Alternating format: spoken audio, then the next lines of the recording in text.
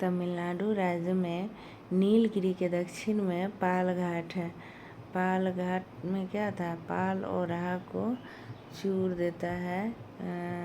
कालीकट, त्रिचूर, कोयम्बटूर, यानी कोयम्बटूर एवं कोचीन था पाल घाट में।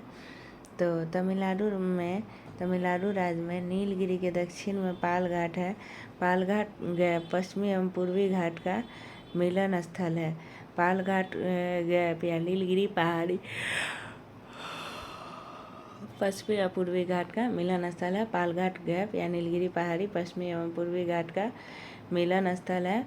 अर्थात पूर्वी घाट एवं पश्चिमी घाट के मिलन स्थल पर नीलगिरी पहाड़ी स्थित है। इसके पार फैली कार्डामम की पहाड़ी पश्चिमी घाट का विस्तार मानी जाती है। प्रायद्वीपीय पठार एवं दक्षिण भारत की सबसे ऊंची चोटी अनाईमुडी 2695 है, जो पश्चिमी घाट के अनामलाई की पहाड़ियों में स्थित है। पश्चिमी घाट की सबसे ऊंची चोटी अनाईमुडी 2695, छप्पर छप्पर अनाईमुडी, मुडी आदमी छप्पर छप्पर करते रहता है। अनाईमुडी 2695 जो पश्चिमी घाट के अनामलाई की पहाड़ियों में स्थित है। अनाईमुडी 3 पहाड़ियों का केंद्र बिंदु है। यहाँ से 3 पहाड़ी श्रृंखलाएं 3 दिशाओं में जाती है। अनाईमुडी के दक्षिण की ओर इलायची या कार्डामम की पहाड़ी, उत्तर की ओर अनामलाई, अनाईमुडी के उत्तर में अनामलाई, दक्षिण में कार्डामम या इलायची की पहाड़ी, उत्तर में अनामलाई, दक्षिण में कार्डामम या इलायची की पहाड़ी तथा उत्तर पूर्व की ओर पालनी की पहाड़ियाँ हैं उत्तर में अनामलाई, दक्षिण में कार्डामम की पहाड़ियाँ तथा उत्तर पूर्व की ओर पालनी की पहाड़ियाँ हैं। प्रसिद्ध पर्यटक स्थल कोडाइकनाल तमिलनाडु पालनी की पहाड़ी में स्थित है। सेवराय पहाड़ियाँ तमिलनाडु राज्य के सलेम में स्थित है। सेवराय पहाड़ियाँ तमिलनाडु राज्य के सलेम में स्थित है। भारत के पश्चिमी तट को निम्न भागों में बांटा गया है। गुजरात से गोवा तक का तट, कोंकण तट, गोवा से कर्नाटक तक का तट, केनरा तट, गुजरात से गोवा, कोंकण में दोनों गए है। गुजरात से गोवा तक का तट कोंकण, गोवा से कर्नाटक के मंगलुरु तक का तटीय क्षेत्र केनरा तट, कोंकण केनरा मालाबार, कोंकण कन्नड़ मालाबार, कोंकण कन्नड़ मालाबार। तो गोवा से कर्नाटक के मंगलोर तक कन्नड़ तट है। गोवा से कर्नाटक के मंगलोर तक का तट कन्नड़ तट है। मंगलुरु से कन्याकुमारी तक का तट मालाबार तट है। मंगलुरु से कन्याकुमारी तक का तट मालाबार तट है।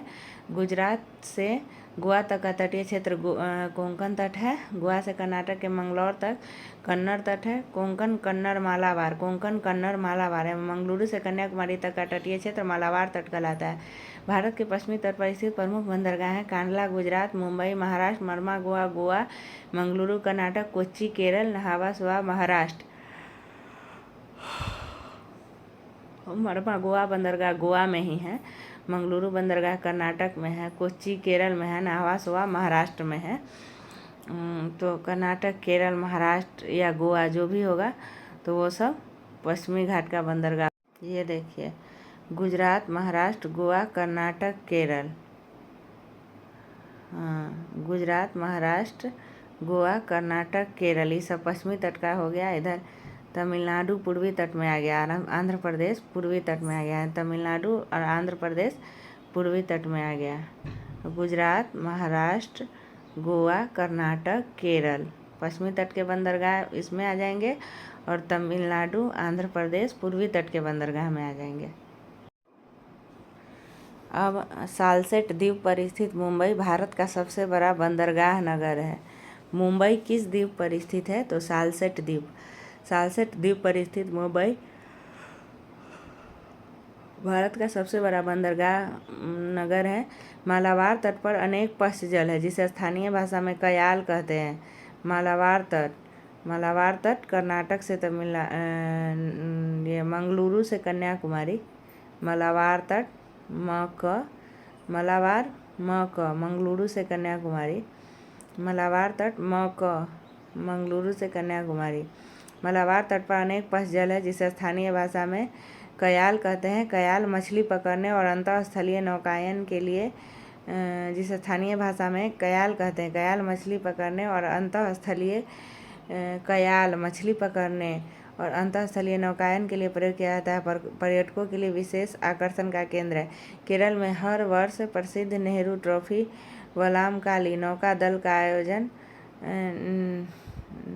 केरल में हर वर्ष प्रसिद्ध नेहरू ट्रॉफी वल्लमकाली नौका दल का आयोजन पुन्नामदा कयाल में किया जाता है। नेहरू ट्रॉफी वल्लमकाली नेहरू ट्रॉफी केरल में हर वर्ष प्रसिद्ध नेहरू ट्रॉफी वल्लमकाली नौका दल का आयोजन नेहरू ट्रॉफी वल्लमकाली नौका दौड़ का आयोजन कहाँ किया जाता है?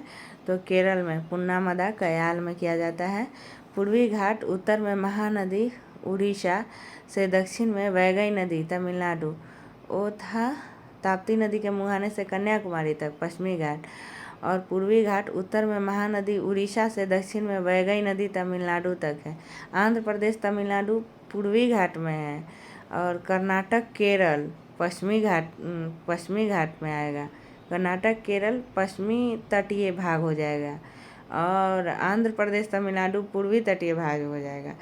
तो पूर्वी घाटी उत्तर में महानदी उड़ीसा से, दक्षिण में वैगई नदी तमिलनाडु तक लगभग 1131 किलोमीटर में फैला हुआ है। पश्चिमी घाट 1600 किलोमीटर था, पूर्वी घाट 1131 किलोमीटर में फैला हुआ है। पूर्वी घाट उड़ीसा, आंध्र प्रदेश, तेलंगाना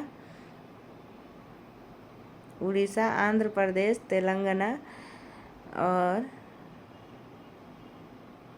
उड़ीसा, आंध्र प्रदेश, तेलंगाना, तमिलनाडु से होकर गुजरती है। पूर्वी घाट पश्चिमी घाट पर्वत से कम ऊंचा है। यहाँ कर्नाटक नहीं होगा, पूर्वी घाट कर्नाटक से नहीं गुजरता है। पश्चिमी घाट पश्चिमी तरफ कर्नाटक है। यहाँ सिर्फ हमको याद रखना है उड़ीसा, आंध्र प्रदेश, कर्नाटक, केरल पश्चिम में याद रखना है। और तमिलनाडु, आंध्र प्रदेश पूर्व में याद रखना है। तो पूर्वी घाट पर्वत उड़ीसा, आंध्र प्रदेश, तमिलनाडु, तेलंगाना से होकर गुजरती है। पश्चिमी घाट पर्वत से कम ऊंचा है। पूर्वी घाट पर्वत के अंतर्गत उड़ीसा का महेंद्रगिरी, आंध्र प्रदेश का नल्लामलाई, पालकोंडा एवं बेलीगोंडा, तमिलनाडु का पंचमलई एवं शिवराय की पहाड़ियाँ शामिल है। पूर्वी घाट पर्वत में महेंद्रगिरी कहाँ है? उड़ीसा में। नल्लामलाई, पालकोंडा एवं बेलीगोंडा कहाँ है? नल्लामलाई, पालकोंडा एवं बेलीगोंडा कहाँ है? आंध्र प्रदेश में। और यह पूर्वी पर्वत श्रेणी का हिस्सा है। नल्लामलाई, पालकोंडा एवं बेनीगोंडा आंध्र प्रदेश में। पालकोंडा एवं बेलीकोंडा नल्लामलाई, पालकोंडा एवं बेलीकोंडा आंध्र प्रदेश में है और यह पूर्वी घाट का हिस्सा है। नल्लामलाई, पालकोंडा, बेलीकोंडा पूर्वी घाट का हिस्सा है। नल्लामलाई, पालकोंडा एवं बेलीकोंडा आंध्र प्रदेश का हिस्सा है। पंचमलाई एवं शिवराय की पहाड़ियाँ तमिलनाडु में है। शिवराय की पहाड़ियाँ तमिलनाडु में है एवं पंचामलई की पहाड़ियाँ तमिलनाडु में है। पूर्वी घाट सतत रूप से नहीं है और महानदी गोदावरी, कृष्णा और कावेरी नदियों द्वारा आपर्दित है। पूर्वी घाट पर्वत का निर्माण कैम्ब्रियन काल में बलित पर्वतों के रूप में कुडब्बा भूसन्नति के आधार पर हुआ है। कैम्ब्रियन काल में। अरावली का निर्माण था प्री कैम्ब्रियन काल में, जबकि पूर्वी घाट का निर्माण है कैम्ब्रियन काल में। तो पूर्वी घाट का निर्माण कैम्ब्रियन काल में वलित पर्वत के रूप में कुडप्पा भूसन्नति के आधार पर हुआ है। पूर्वी घाट पर्वत वलित पर्वत है और कुडप्पा भूसन्नति के आधार पर हुआ है। वलित पर्वत है, कुडप्पा भूसन्नति का आधार है। पूर्वी घाट की सबसे ऊंची चोटी झंडागरा 1690 मीटर है, जो विशाखापत्तनम आंध्र प्रदेश में। पूर्वी घाट में झिंडागरा, पूर्वी घाट की सबसे ऊंची चोटी पूर्वी घाट में झिंडागरा 1690 मीटर है, जो झिंडागरा विशाखापत्तनम आंध्र प्रदेश में है। झिंडागरा विशाखापत्तनम आंध्र प्रदेश में है। पूर्वी घाट की दूसरी सबसे ऊंची चोटी आंध्र प्रदेश राज्य में अरमाकोंडा 1680 मीटर है।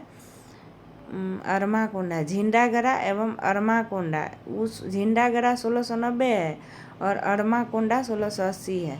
झिंडागरा 1690 और अरमाकोंडा 1680 है।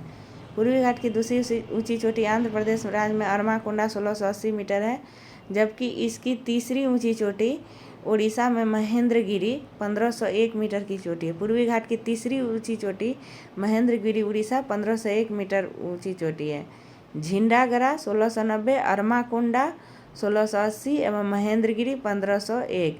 झिंडागरा 1690, अरमाकोंडा 1680 एवं महेंद्रगिरी 1501। झिंडागरा 1690, अरमाकोंडा 1680 एवं महेंद्रगिरी 1501। झिंडागड़ा आंध्र प्रदेश में, अरमाकोंडा आंध्र प्रदेश में और महेंद्रगिरी उड़ीसा में। तमिलनाडु के जवारी पहाड़ियों के दक्षिण पूर्वी ढलान पर चंदन के जंगल हैं। जवारी पहाड़ी के तमिलनाडु के जवारी पहाड़ी के दक्षिण पूर्वी ढलानों पर चंदन के जंगल है कावेरी और पेन्नार नदी के बीच। कावेरी और पेन्नार नदी तमिलनाडु के जवारी पहाड़ियों के दक्षिण पूर्वी ढलान पर चंदन के जंगल है कावेरी और पेन्नार नदी के बीच। पूर्वी घाट के कांटेदार झाड़ियों से ढके क्षेत्रों में दुर्लभ प्रजाति की पक्षी जेडन कोरसर पाई जाती है। आंध्र प्रदेश के क्षेत्र में कांटों से ढकी हुई प्रजाति जेडन कोरसर पाई जाती है आंध्र प्रदेश के क्षेत्र में। पूर्वी घाट में कोयले की खदानें ज़्यादा मिलती है। पूर्वी घाट में कोयले की खदानें ज़्यादा मिलती है। जावरी और शिवराय पहाड़ियों के आगे पूर्वी घाट पश्चिमी घाट में विलीन हो जाते हैं। किस पहाड़ी के आगे पूर्वी घाट पश्चिमी घाट में विलीन हो जाते हैं? तो जावरी और शिवराय पहाड़ियों के आगे पूर्वी घाट पश्चिमी घाट में विलीन हो जाते हैं। भारत के पूर्वी समुद्र तट को निम्न भागों में बांटा गया है: कोरोमंडल तट, गोलकुंडा तट एवं उत्तरी सरकार तट। कन्याकुमारी से कृष्णा डेल्टा तक का तट कोरोमंडल तट। कन्या कृष्णा कोरोमंडल तट। कन्या कृष्णा कोरो, कन्या और कृष्णा मिलके कोरो। तो कन्याकुमारी से कृष्णा डेल्टा तक कोरोमंडल तट। कृष्णा से गोदावरी तक का तट गोलकुंडा तट।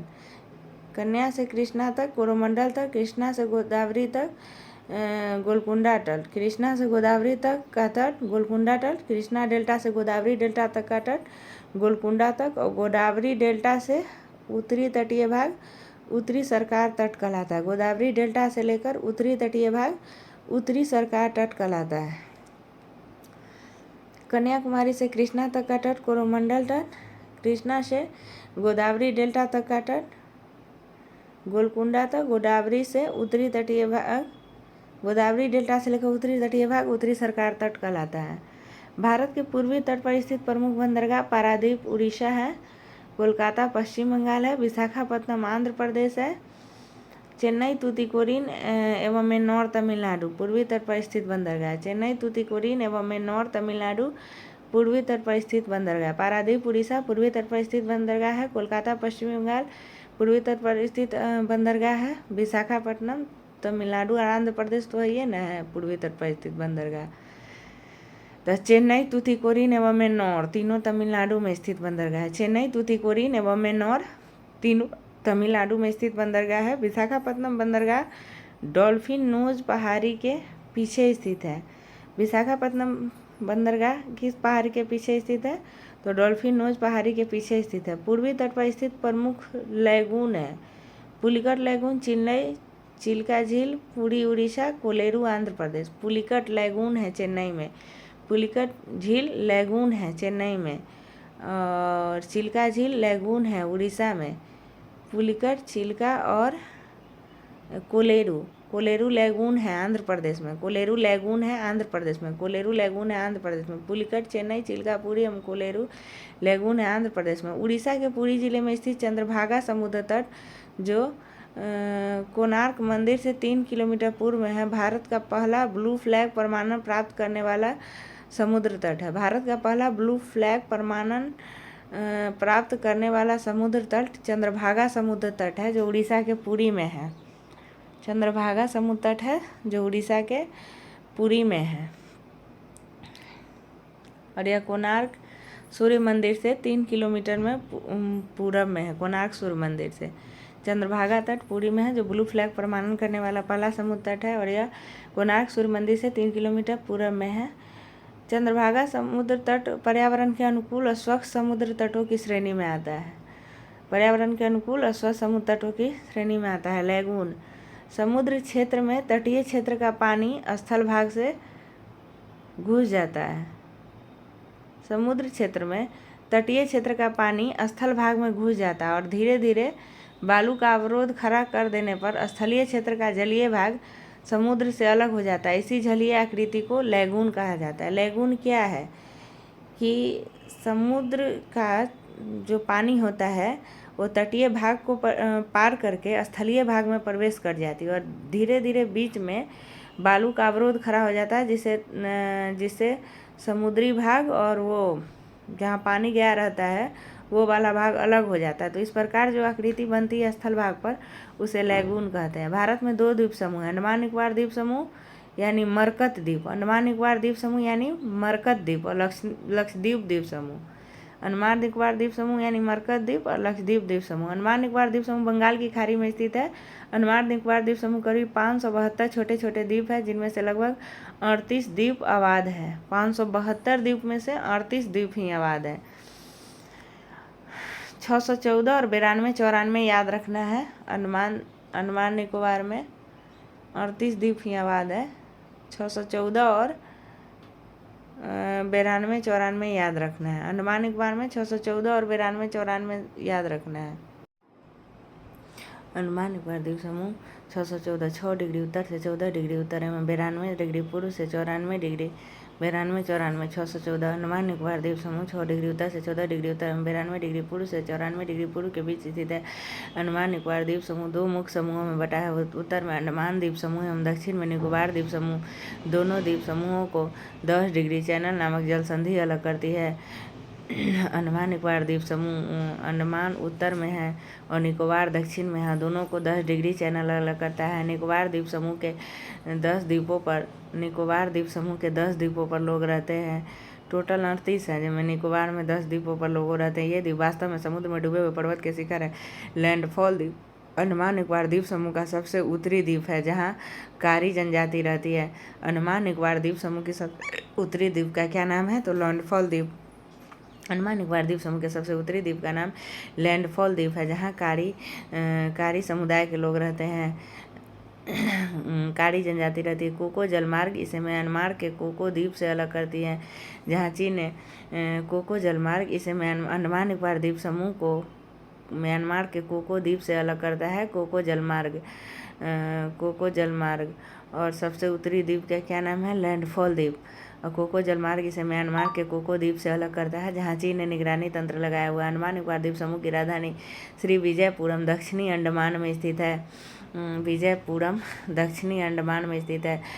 विजयपुरम का विजय दक्षिण से ही होता है। अंडमान निकोबार द्वीप समूह की राजधानी श्री विजयपुरम दक्षिणी अंडमान में स्थित है। यह केंद्रशासित प्रदेश सबसे बड़ा बंदरगाह है। श्री विजयपुरम को पहले पोर्ट ब्लेयर के नाम से जाना जाता था। अंडमान और निकोबार द्वीप समूह में मैंग्रोव वन, सदापर्णी वन एवं पर्णपाती वनों का संयोजन है। मैंग्रोव वन भी है, सदापर्णी वन भी है एवं पर्णपाती वन भी है। अंडमान निकोबार द्वीप समूह की सबसे ऊंची पर्वत चोटी सैडल पीक 738 उत्तरी अंडमान में है। सैडल पीक उत्तरी अंडमान में, श्री विजयपुरम दक्षिणी अंडमान में, जबकि अंडमान निकोबार की सबसे ऊंची चोटी सैडल पीक उत्तरी अंडमान में है। और इसका सबसे उत्तरी भाग क्या कहलाता है? तो लैंडफॉल द्वीप। अंडमान निकोबार द्वीप समूह का सबसे उत्तरी द्वीप कौन है? लैंडफॉल द्वीप। सैडल पीक 738 मीटर उत्तरी अंडमान में स्थित है। अंडमान और निकोबार के पर्वत शिखर और वो कहाँ कहाँ स्थित है? तो सैडल पीक उत्तरी अंडमान में है। सैडल पीक उत्तरी अंडमान में है। माउंट थुलियर ग्रेट निकोबार में है। माउंट थुइलर ग्रेट निकोबार में है। सैडल पीक उत्तरी में अंडा सैड आदमी उत्तर में जाकर अंडा खाता है। सैडल पीक उत्तरी अंडमान सैड आदमी उत्तर में जाकर अंडा खाता है। सैडल पीक उत्तरी अंडमान सैड आदमी उत्तर में जाकर अंडा खाता है। सैडल पीक उत्तरी Andaman mount Thuillier great Nicobar mount थुल्ला आदमी ग्रेट निकम्मा होता है। Mount Thuillier great Nicobar Indira point भी तो निकोबार में ही था। हाँ, इंदिरा पॉइंट निकोबार में जो याद किए थे।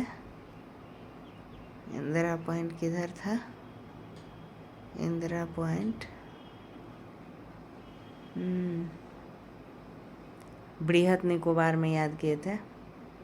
इंदिरा पॉइंट बृहत निकोबार में है। माउंट थुइलर ग्रेट निकोबार में है। सैडल पीक सैड आदमी उत्तर में जाकर अंडा खाता है। सैडल पीक उत्तरी Andaman mount Thuillier great Nicobar mount Diavolo मध्य अंडमान मध्य अंडा में बाली पहना दो। माउंट डियोवाली मध्य अंडमान माउंट डियोवाली मध्य अंडा में बाली पहना दो। माउंट डियोवाली मध्य अंडमान मध्य अंडा में बाली पहना दो। माउंट डियोवाली मध्य अंडमान माउंट डियोवाली मध्य अंडमान। उसके बाद माउंट कोयोबो एवं माउंट मणिपुर दक्षिणी अंडमान माउंट कोयोबो एवं माउंट मणिपुर दक्षिणी अंडमान शायद आदमी उत्तर में अंडा खाता है। उत्तरी अंडमान माउंट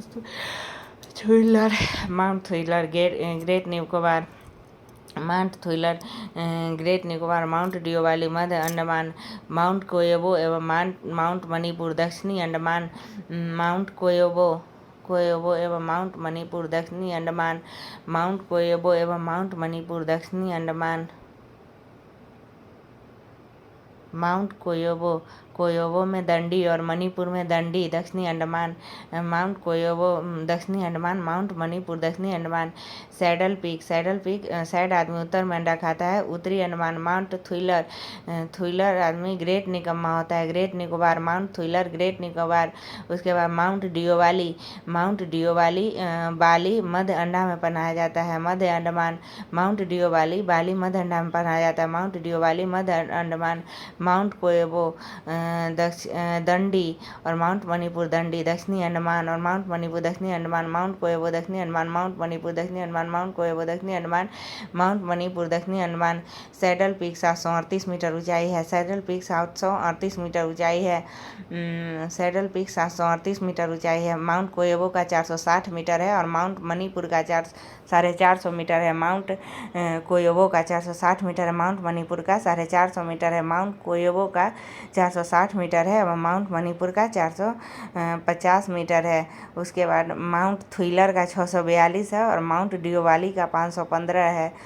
515 रुपया में बाली देता है जो मध्य अंडा में पहलाया जाता है। माउंट डियोवाली 515 मीटर 515 में बाली देता है जो मध्य अंडा में पहनाया जाता है। 515 मीटर माउंट डियोवाली 515 मीटर 515 में बाली देता है जो मध्य अंडा में पहनाया जाता है। Mount Diavolo 515 metre. Mount Thuillier 642 metre, mount Thuillier 642 metre, mount Thuillier 642 metre, mount Thuillier 642 metre, mount Thuillier 642 metre. Saddle peak उत्तर में अंडा खाता है जो आदमी वो सैड रहता है। उत्तरी Andaman 738 metre. Mount Thuillier great Nicobar 642 metre, mount Thuillier great Nicobar 642 metre. Mount Diavolo मध्य अंडमान 515 मीटर, माउंट डियोवाली मध्य अंडमान 515 मीटर। माउंट कोयबो दक्षिणी अंडमान 460 मीटर, माउंट कोयबो दक्षिणी अंडमान 460 मीटर। माउंट मणिपुर दक्षिणी अंडमान 450 मीटर। माउंट हैरियट का नाम अक्टूबर 2021 में बदलकर माउंट मणिपुर किया गया है। माउंट हैरियट का नाम कब माउंट मणिपुर किया गया है तो 2021 में। माउंट हैरियट का नाम कब माउंट मणिपुर किया गया है तो 2021 में। सेलुलर जेल जिसे काला पानी के नाम से भी जाना जाता है श्री विजयपुरम में स्थित है।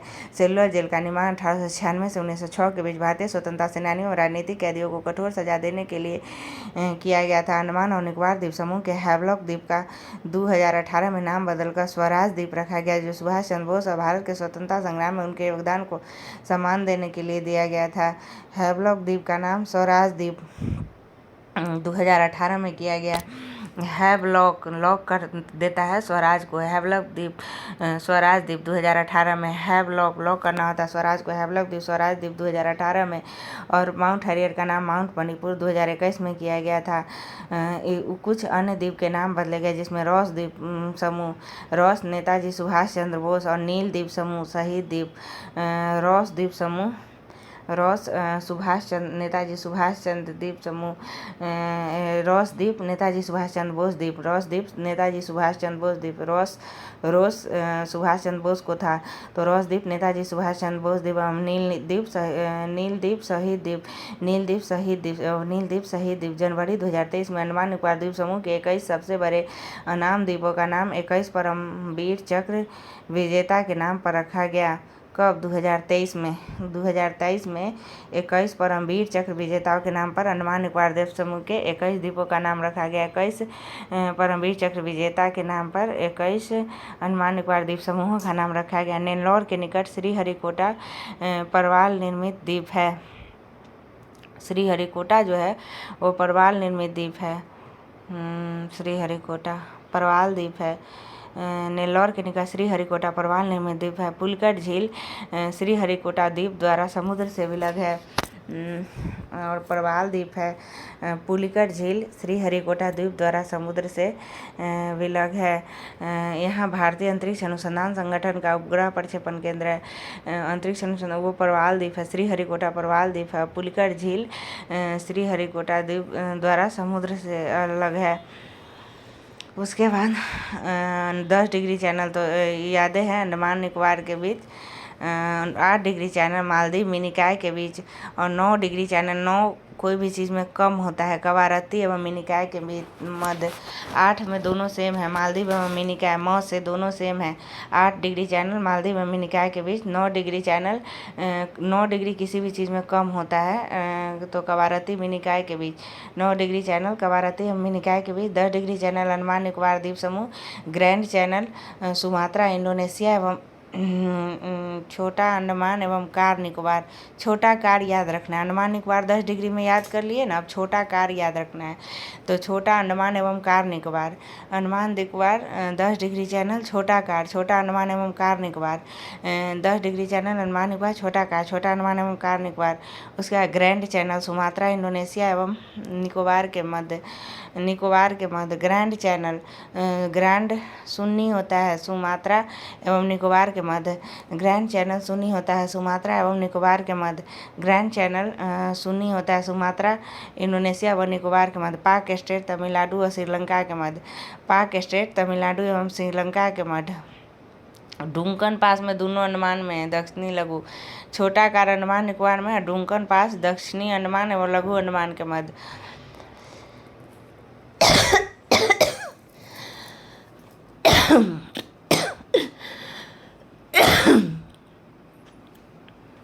डुंकन पास दक्षिणी अंडमान एवं लघु अंडमान के मध्य। डुंकन पास में दक्षिणी अंडमान एवं लघु अंडमान के मध्य। डुंकन पास में दक्षिणी अंडमान एवं लघु अंडमान के मध्य। कोको स्टेट कोको द्वीप म्यांमार एवं उत्तरी अंडमान के मध्य। कोको स्टेट कोको द्वीप म्यांमार एवं उत्तरी अंडमान के मध्य। कोको स्टेट कोको द्वीप म्यांमार एवं उत्तरी अंडमान के मध्य। पाक खाड़ी तमिलनाडु एवं श्रीलंका के मध्य। पाक स्टेट या पाक खाड़ी तमिलनाडु श्रीलंका के मध्य। पाक स्टेट पाक खाड़ी तमिलनाडु श्रीलंका के मध्य। पाक स्टेट पाक खाड़ी तमिलनाडु श्रीलंका के मध्य। मन्नार की खाड़ी तमिलनाडु श्रीलंका के मध्य। पाक स्टेट पाक खाड़ी मन्नार की खाड़ी तमिलनाडु श्रीलंका के मध्य। पाक स्टेट पाक खाड़ी मन्नार की खाड़ी तमिलनाडु श्रीलंका के मध्य। पाक स्टेट पाक खाड़ी मन्नार की खाड़ी तमिलनाडु श्रीलंका के मध्य। लक्षद्वीप सागर लक्षद्वीप सागर लक्ष्य होना चाहिए माल कमाने का। मालाबार तट एवं लक्षद्वीप तट के मध्य। लक्ष्य होना चाहिए माल कमाने का, मालाबार तट एवं लक्षद्वीप के मध्य। सेतु समुद्रम परियोजना मन्नार की खाड़ी को पाक की खाड़ी से जोड़ती है। सेतु समुद्रम परियोजना मन्नार की खाड़ी को पाक की खाड़ी से जोड़ती है। अब इसको 3 बार पढ़ते हैं। 8 डिग्री चैनल में दोनों सेम है, मालदीव मिनिकॉय के बीच। 9 डिग्री चैनल कम होता है कवारत्ती मिनिकॉय के बीच। 10 डिग्री चैनल अंडमान निकोबार के द्वीप के अंडमान एवं निकोबार के मध्य। और 10 डिग्री चैनल छोटा कार, छोटा अंडमान एवं कार निकोबार के मध्य। ग्रैंड चैनल सुमात्रा इंडोनेशिया एवं निकोबार के मध्य।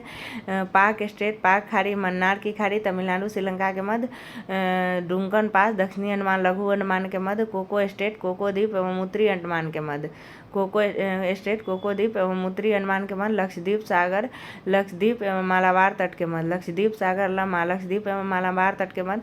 सेतु समुद्रम परियोजना मन्नार की खाड़ी को पाक की खाड़ी से जोड़ती है। सेतु समुद्रम परियोजना मक्का मन्नार की खाड़ी को पाक की खाड़ी से जोड़ती है।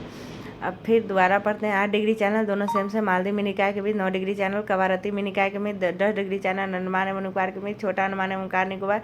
Grand channel Sumatra Indonesia. Grand channel सुन्नी सुमात्रा इंडोनेशिया और निकोबार के मध्य। ग्रैंड चैनल सुन्नी सुमात्रा इंडोनेशिया और निकोबार के मध्य। सुन्नी मुसलमान। पाक स्टेट तमिलनाडु श्रीलंका के मध्य।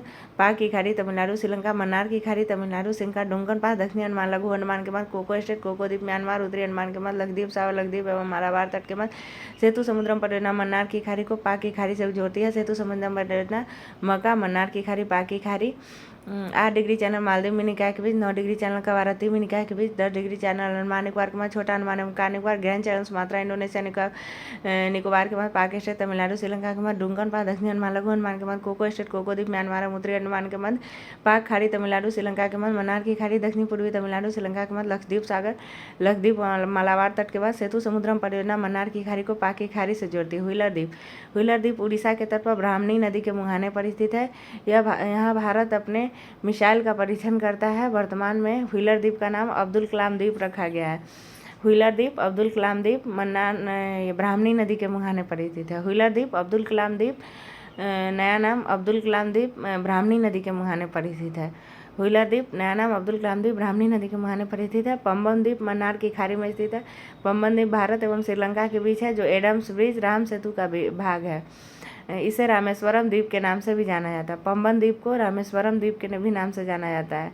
भारत में बैरन तथा नारकोंडम नामक दो प्रसिद्ध ज्वालामुखी द्वीप है। बैरन द्वीप निकोबार द्वीप समूह एक सक्रिय ज्वालामुखी है, जबकि नारकोंडम सुसुप्त ज्वालामुखी है। बैरन एवं नारकोंडम है ना, तो बैरन उसमें सक्रिय है जबकि नारकोंडम सुसुप्त है। बैरन जो है वो निकोबार द्वीप समूह में थे। बैरन निकोबार द्वीप समूह में। बंगाल की खाड़ी में नदियों ने जलोढ़ मिट्टी के निक्षेप द्वारा कई द्वीपों का निर्माण किया है। हुगली के निकट 20 किलोमीटर लंबा सागर द्वीप है, जिसे गंगा सागर के नाम से भी जाना जाता है। यहाँ न्यूमिर नामक द्वीप का निर्माण हाल ही में हुआ है। न्यूमिर द्वीप बंगाल की खाड़ी में है। न्यूमिर द्वीप कहाँ है? बंगाल की खाड़ी में। सुंदरबन जो गंगा का डेल्टा है, सुंदरबन में मैंग्रोव वन पाया जाता है। विश्व का सबसे बड़ा ज्ञात नदी द्वीप माजली असम में स्थित है, जिसे ब्रह्मपुत्र नदी की दोनों शाखाएं मिलकर बनाती है। लक्षद्वीप द्वीप समूह अरब सागर में स्थित है। लक्षद्वीप में कुल 36 द्वीप है। इसमें केवल 11 द्वीप पर ही आबादी है। उसमें 572 द्वीप था, जिसमें से 38 पर आबादी था। और लक्षद्वीप में 36 द्वीप है, जिसमें 11 द्वीप पर आबादी है। लक्षद्वीप द्वीप समूह 8 डिग्री उत्तर से 12 डिग्री उत्तर एवं 71 से 74 पूर्व के बीच स्थित है। वो 614 92 94 था, और ये 8 12 71 74 है। लक्षद्वीप द्वीप 8 डिग्री उत्तर से 12 डिग्री उत्तर एवं 71 पूर्व से 74 डिग्री पूर्व के बीच बिखरे हुए। लक्षद्वीप द्वीप समूह 8 डिग्री उत्तर से 12 डिग्री उत्तर एवं 71 पूर्व से 74 डिग्री पूर्व के बीच बिखरे हुए हैं। 8 डिग्री उत्तर से 12 डिग्री उत्तर एवं 71 डिग्री पूर्व से 74 डिग्री पूर्व के बीच बिखरे हुए हैं। लक्षद्वीप द्वीप समूह केरल के तट से 280 से 480 किलोमीटर दूर स्थित है। पूरा द्वीप समूह परवाल निक्षेप से बना है। लक्षद्वीप परवाल निक्षेप से बना है। श्रीहरिकोटा भी परवाल निक्षेप से बना है, और वहीं पर है पुलिकट झील, श्रीहरिकोटा के पास ही। लक्षद्वीप द्वीप समूह पूरा समूह परवाल निक्षेप से बना है। लक्षद्वीप समूह पर तूफान निर्मित पुलिन है, जिस पर आबद्ध गुटिका है। लक्षद्वीप द्वीप समूह पर तूफान निर्मित पुलिन है, जिस पर आबद्ध गुटिकाएं छोटी छोटी गोल या अंडाकार कंकर सिंगिल समुद्री लहरों से घिसकर चिकनी गोल या अंडाकार पत्थर सिंगिल समुद्री लहरों से घिसकर आबद्ध गुटिकाएं छोटी छोटी गोल या अंडाकार कंकर छोटी छोटी गोल या अंडाकार कंकर सिगलिंग समुद्री लहरों से घिसकर चिकनी गोल या अंडाकार पत्थर गोलास्मिकाएं बड़े आकार के गोल पत्थर पाए जाते हैं। कहाँ? लक्षद्वीप समूह पर तूफान निर्मित पुलिन है। तूफान निर्मित पुलिन पर आबद्ध गुटिकाएं छोटी छोटी गोल या अंडाकार कंकर सिंगिल समुद्री लहरों से घिसकर चिकनी गोल या अंडाकार पत्थर गोलास्मिकाएं बड़े आकार के गोल पत्थर पाए जाते हैं। पुलिन का आकार अर्धचंद्राकार होता है, जो समुद्र के किनारे पानी के पीछे जाने से बनता है। पुलिन का आकार क्या होता है? अर्धचंद्राकार होता है, जो समुद्र के किनारे पानी के पीछे जाने से बनता है। पिटली द्वीप, जहाँ मनुष्य का निवास नहीं है, लक्षद्वीप में है, वहाँ एक पक्षी अभयारण्य है। पिटली द्वीप जहाँ मनुष्य का निवास नहीं, वहाँ एक पक्षी अभयारण्य है। अगाती लक्षद्वीप समूह का एकमात्र द्वीप है जहाँ हवाई अड्डा है। लक्षद्वीप समूह का एकमात्र द्वीप का नाम बताइए जहाँ हवाई अड्डा है, तो अगाती द्वीप। पिटली द्वीप लक्षद्वीप में जहाँ पक्षी अभयारण्य है। लक्षद्वीप समूह का एकमात्र द्वीप अगाती द्वीप है जहाँ हवाई अड्डा है। लक्षद्वीप समूह 11 डिग्री चैनल द्वारा 2 भागों में विभाजित होता है, उत्तर में अमीनी द्वीप एवं दक्षिणी में कन्नानोरे द्वीप। लक्षद्वीप समूह कितने डिग्री चैनल द्वारा 2 भागों में विभाजित होता है? तो 11 डिग्री चैनल द्वारा। लक्षद्वीप में 11 द्वीप पर आवास है, और 11 डिग्री चैनल के द्वारा ही लक्षद्वीप समूह 2 भागों में विभाजित है। तो 11 डिग्री चैनल के द्वारा लक्षद्वीप समूह 2 भागों में विभाजित है, जिसमें उत्तर में अमीनी द्वीप एवं दक्षिण में कन्नानोरे द्वीप है। उत्तर में अमीनी द्वीप एवं दक्षिण में कन्नानोरे द्वीप है। भारत के प्रवाल क्षेत्र मन्नार की खाड़ी, कच्छ की खाड़ी, अंडमान और निकोबार द्वीप समूह एवं भारत के प्रवाल भित्ति मन्नार की खाड़ी, कच्छ की खाड़ी, अंडमान निकोबार द्वीप समूह एवं लक्षद्वीप में सीमित है। अच्छा, प्रवाल भित्ति 4 जगह है। कहाँ कहाँ है? लक्षद्वीप के अतिरिक्त भी अन्य जगहों पर भी है। कहाँ कहाँ है? तो अंडमान निकोबार द्वीप समूह में प्रवाल भित्ति है, कच्छ की खाड़ी में प्रवाल भित्ति है, और मन्नार की खाड़ी में प्रवाल भित्ति है। मन्नार की खाड़ी में है, अंडमान निकोबार में है, कच्छ की खाड़ी में है, मन्नार की खाड़ी में है, और अंडमान निकोबार में है। लक्षद्वीप एटॉल प्रवाल द्वीप है तथा शेष सभी तटीय प्रवाल भित्ति है। मतलब कच्छ की खाड़ी वाला तटीय प्रवाल भित्ति है, मन्नार की खाड़ी वाला तटीय प्रवाल भित्ति है और अंडमान निकोबार द्वीप समूह वाला तटीय प्रवाल भित्ति है, जबकि लक्षद्वीप वाला एटॉल प्रवाल द्वीप है। प्रवाल भित्तियों का निर्माण सागरीय जीव मूंगा के अवशेषों के समेकन तथा संयोजन से हुआ है। सागरीय जीव मूंगा के अवशेषों के समेकन तथा संयोजन द्वारा हुआ है। मूंगा उष्णकटिबंधीय महासागरों में पाए जाते हैं तथा चूने पर निर्वाह करते हैं। मूंगा उष्णकटिबंधीय महासागरों में पाए जाते हैं तथा क्या चीज़ पर निर्वाह करेगा? चूने पर निर्वाह करेगा। अब देखते हैं, कांगड़ा घाटी हिमाचल प्रदेश में है, चंबा घाटी हिमाचल प्रदेश में है, लाहुल घाटी हिमाचल प्रदेश में है, मालना घाटी हिमाचल प्रदेश में है। लाहुल घाटी कहाँ है? हिमाचल प्रदेश में। मालना घाटी हिमाचल प्रदेश में। स्पीति घाटी हिमाचल प्रदेश में है। स्पीति घाटी हिमाचल प्रदेश में है। पांगी घाटी हिमाचल प्रदेश में। कांगड़ा घाटी हिमाचल प्रदेश। कांगड़ा घाटी हिमाचल प्रदेश। कांगड़ा घाटी हिमाचल प्रदेश। चंबा घाटी हिमाचल प्रदेश। चंबा घाटी हिमाचल प्रदेश। चंबा घाटी हिमाचल प्रदेश। लाहुल घाटी हिमाचल प्रदेश। लाहुल घाटी हिमाचल प्रदेश। लाहुल घाटी हिमाचल प्रदेश। मालना घाटी हिमाचल प्रदेश। मालना घाटी हिमाचल प्रदेश। मालना घाटी हिमाचल प्रदेश। स्पीति घाटी हिमाचल प्रदेश। स्पीति घाटी हिमाचल प्रदेश। स्पीति घाटी हिमाचल प्रदेश। पांगी घाटी हिमाचल प्रदेश। पांगी घाटी हिमाचल प्रदेश। पांगी घाटी हिमाचल प्रदेश। कुल्लू घाटी हिमाचल प्रदेश। कुल्लू घाटी हिमाचल प्रदेश। सांगला घाटी हिमाचल प्रदेश। सांगला घाटी हिमाचल प्रदेश। सांगला घाटी हिमाचल प्रदेश। सांगला घाटी हिमाचल प्रदेश। सांगला घाटी हिमाचल प्रदेश। सांगला घाटी हिमाचल प्रदेश। पार्वती घाटी हिमाचल प्रदेश। पार्वती घाटी हिमाचल प्रदेश। पार्वती घाटी हिमाचल प्रदेश। किन्नौर घाटी हिमाचल प्रदेश। किन्नौर घाटी हिमाचल प्रदेश। किन्नौर घाटी हिमाचल प्रदेश। तो कांगड़ा घाटी हिमाचल प्रदेश, चंबा घाटी हिमाचल प्रदेश, लाहुल घाटी हिमाचल प्रदेश, मालना घाटी हिमाचल प्रदेश, स्पीति घाटी हिमाचल प्रदेश, पांगी घाटी हिमाचल प्रदेश, कुल्लू घाटी हिमाचल प्रदेश, सांगला घाटी हिमाचल प्रदेश, पार्वती घाटी हिमाचल प्रदेश, किन्नौर घाटी हिमाचल प्रदेश, मरखा घाटी लद्दाख, मरका घाटी लद्दाख, मरका घाटी लद्दाख, नुब्रा घाटी लद्दाख, नुब्रा घाटी लद्दाख, नुब्रा घाटी लद्दाख, सुरू घाटी लद्दाख, सुरू घाटी लद्दाख, सुरू घाटी लद्दाख, गलवान घाटी लद्दाख, सुरू घाटी लद्दाख, गलवान घाटी लद्दाख, सुरू घाटी लद्दाख, गलवान घाटी लद्दाख, सुरू घाटी लद्दाख, गलवान घाटी लद्दाख, मरखा घाटी लद्दाख, नुब्रा घाटी लद्दाख, सुरू घाटी लद्दाख, सुरू घाटी लद्दाख, सुरू घाटी लद्दाख, सुरू घाटी लद्दाख, सुरू घाटी लद्दाख, गलवान घाटी लद्दाख, गलवान घाटी लद्दाख, गलवान घाटी लद्दाख, दून घाटी उत्तराखंड, जोहार घाटी उत्तराखंड, दून घाटी तो उत्तराखंड में है, जोहार घाटी उत्तराखंड, जोहार घाटी उत्तराखंड, जोहार घाटी उत्तराखंड, फूलों की घाटी उत्तराखंड, सोर घाटी उत्तराखंड, धर्मा घाटी उत्तराखंड, सोर घाटी उत्तराखंड, सोर घाटी किस राज्य में है? उत्तराखंड में। सोर घाटी किस राज्य में है? उत्तराखंड। सोर घाटी उत्तराखंड, सोर घाटी उत्तराखंड, सोर घाटी उत्तराखंड, धर्मा घाटी उत्तराखंड, धर्मा घाटी उत्तराखंड, धर्मा घाटी उत्तराखंड, धर्मा घाटी उत्तराखंड, सोर घाटी उत्तराखंड, धर्मा घाटी उत्तराखंड, नेलांग घाटी उत्तराखंड, नेलांग घाटी उत्तराखंड, नेलांग घाटी उत्तराखंड, नेलांग घाटी उत्तराखंड, नेलांग घाटी उत्तराखंड, युमथांग घाटी सिक्किम, युमथांग घाटी सिक्किम, युमथांग घाटी सिक्किम, युमथांग घाटी सिक्किम, नेलांग घाटी उत्तराखंड, युमथांग घाटी सिक्किम, चुम्बी घाटी सिक्किम, युमथांग घाटी सिक्किम, चुम्बी घाटी सिक्किम, युमथांग घाटी सिक्किम, चुम्बी घाटी सिक्किम, जूके घाटी नागालैंड, जूके घाटी नागालैंड, जूके घाटी नागालैंड, युमथांग घाटी सिक्किम, जूके घाटी नागालैंड। अब एक बार इसे फिर से पढ़ते हैं। कांगड़ा घाटी हिमाचल प्रदेश, चंबा घाटी हिमाचल प्रदेश, लाहुल घाटी हिमाचल प्रदेश, मालना घाटी हिमाचल प्रदेश, स्पीति घाटी हिमाचल प्रदेश,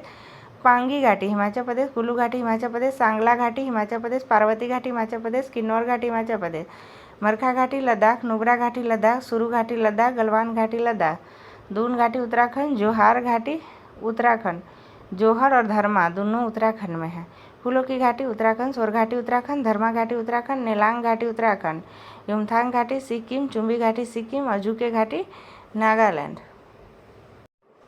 हिमाचल प्रदेश का धर्मशाला कांगड़ा घाटी में स्थित है। हिमाचल प्रदेश का धर्मशाला कांगड़ा घाटी में स्थित है। चंबा घाटी हिमाचल प्रदेश, साहिल बर्मन ने 920 ईस्वी में रावी नदी के तट पर बसाया था।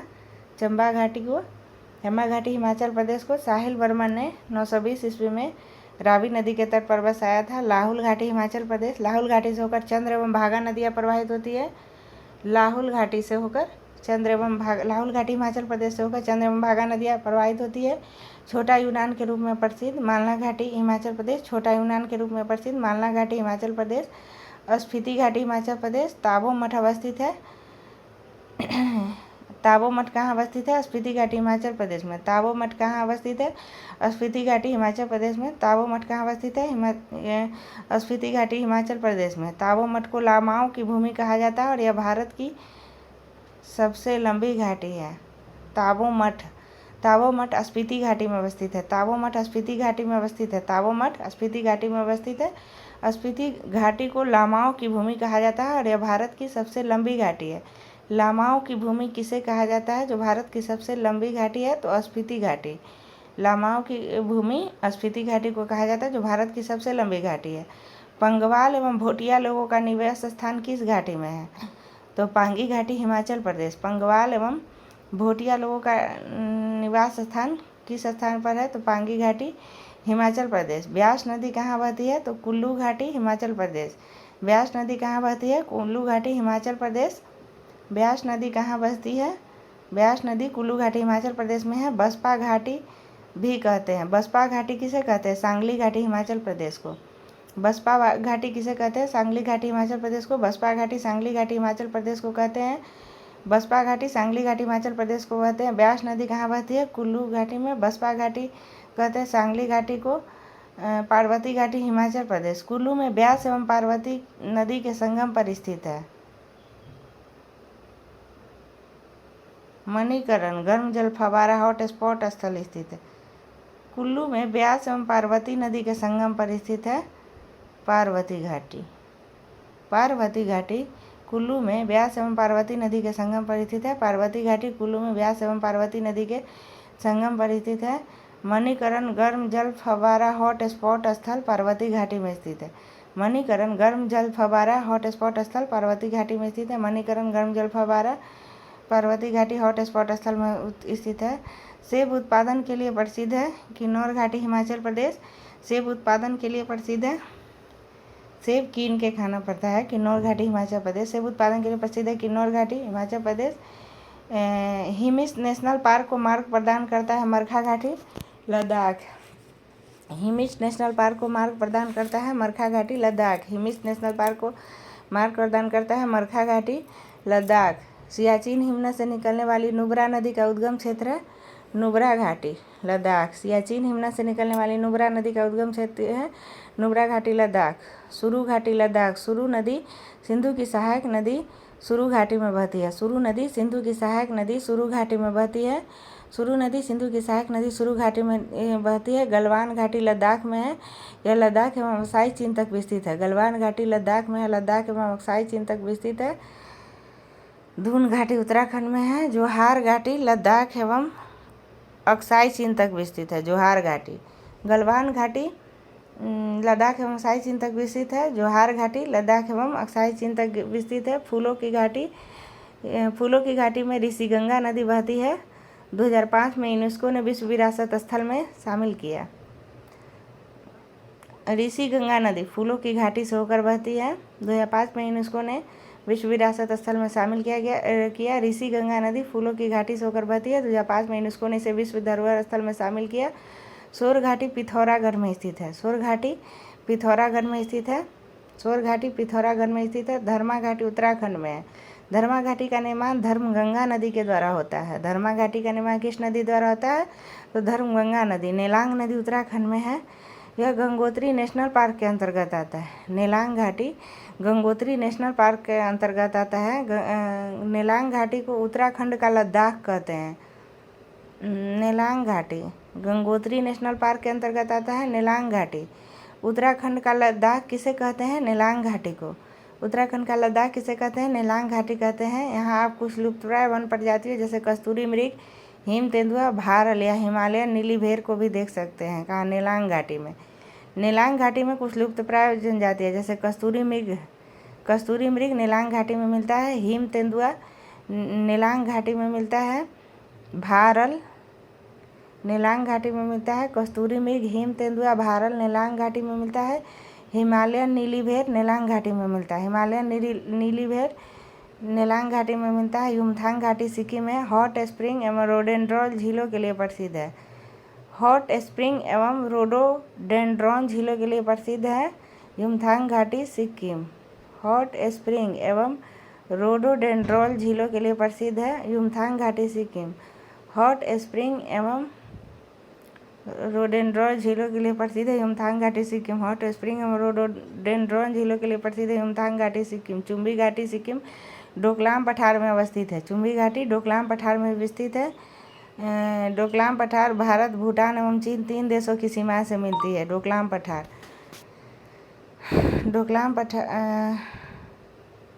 चुम्बी घाटी डोकलाम पठार में स्थित है। चुम्बी घाटी डोकलाम पठार में स्थित है। चुम्बी घाटी डोकलाम पठार में अवस्थित है। यहाँ भारत, भूटान एवं चीन 3 देशों की सीमाएं मिलती है। चुम्बी घाटी में भारत, भूटान एवं चीन 3 देशों की सीमाएं मिलती है। चुम्बी घाटी डोकलाम पठार में अवस्थित है। चुम्बी घाटी में भारत, भूटान एवं चीन 3 देशों की सीमाएं मिलती है।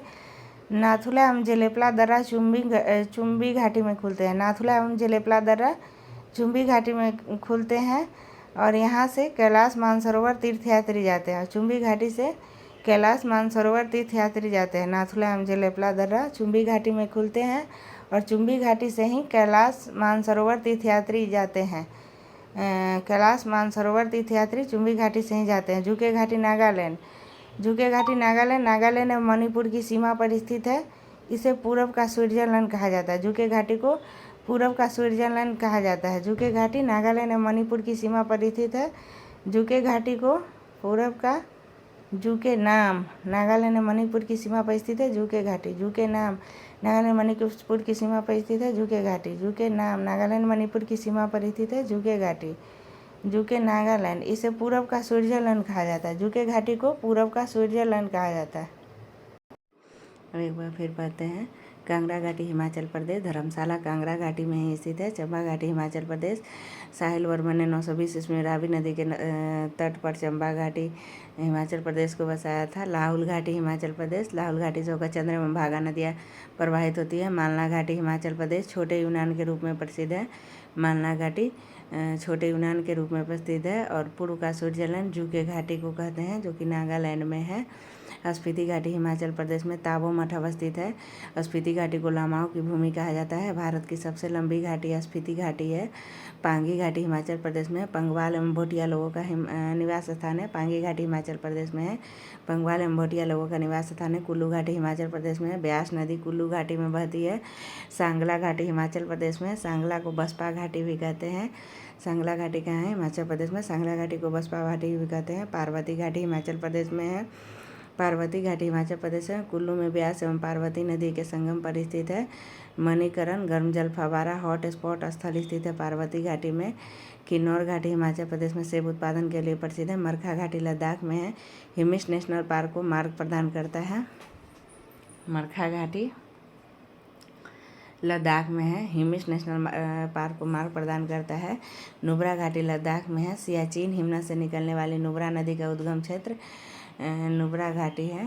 सियाचिन हिमनद से निकलने वाली नुब्रा घाटी का उद्गम क्षेत्र नुब्रा घाटी लद्दाख में है। उसके बाद सुरु घाटी लद्दाख में है। सुरु नदी सिंधु की सहायक नदी सुरु घाटी में बहती है। गलवान घाटी लद्दाख में है। गलवान लद्दाख में अक्साई चीन तक विस्तृत है। और जोहार घाटी भी लद्दाख में अक्साई चीन तक स्थित है। दून घाटी उत्तराखंड में है। फूलों की घाटी उत्तराखंड में है। फूलों की घाटी से होकर ऋषि गंगा नदी बहती है।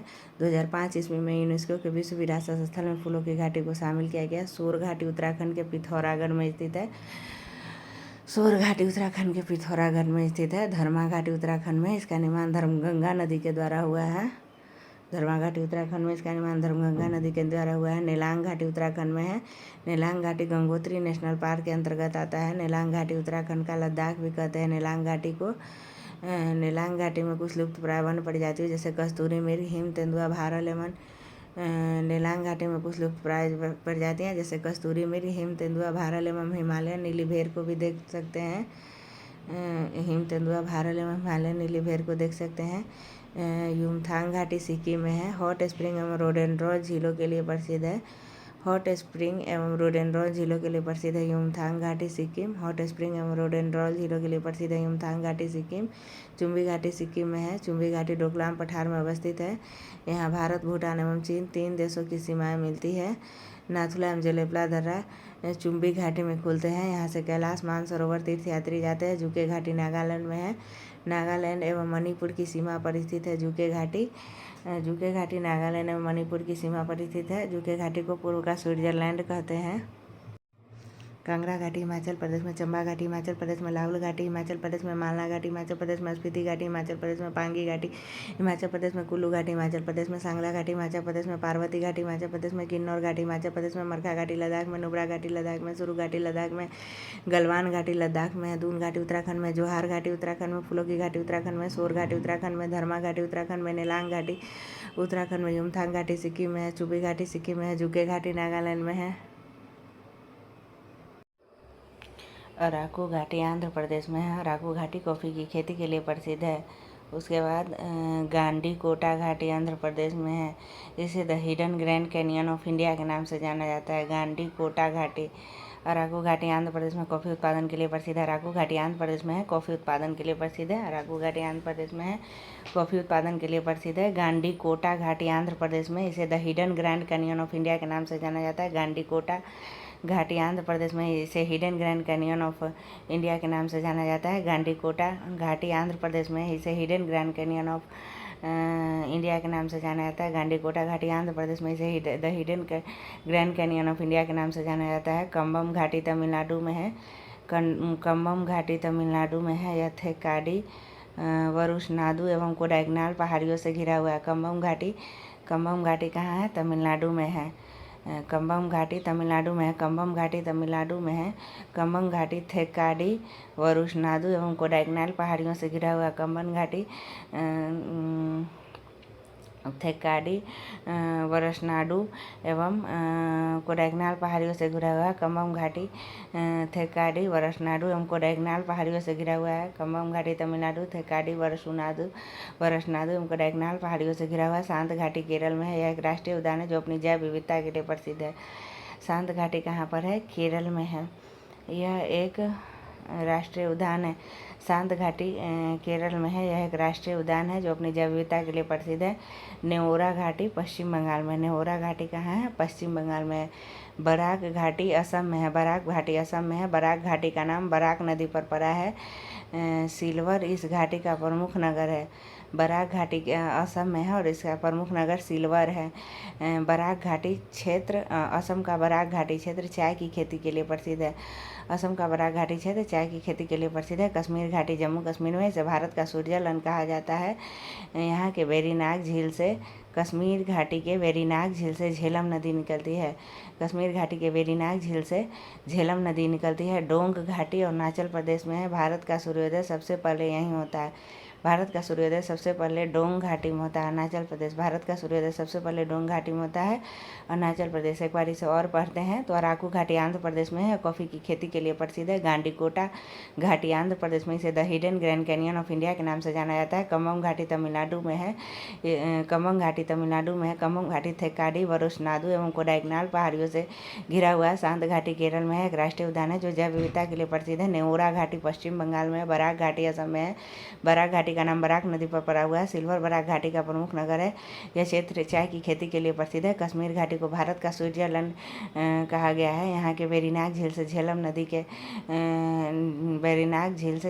निकलती है। डोंग घाटी अरुणाचल प्रदेश में। भारत का सूर्योदय सबसे पहले डोंग घाटी में होता है। डोंग घाटी अरुणाचल प्रदेश में। भारत में सूर्योदय सबसे पहले डोंग घाटी में स्थित है। उसके बाद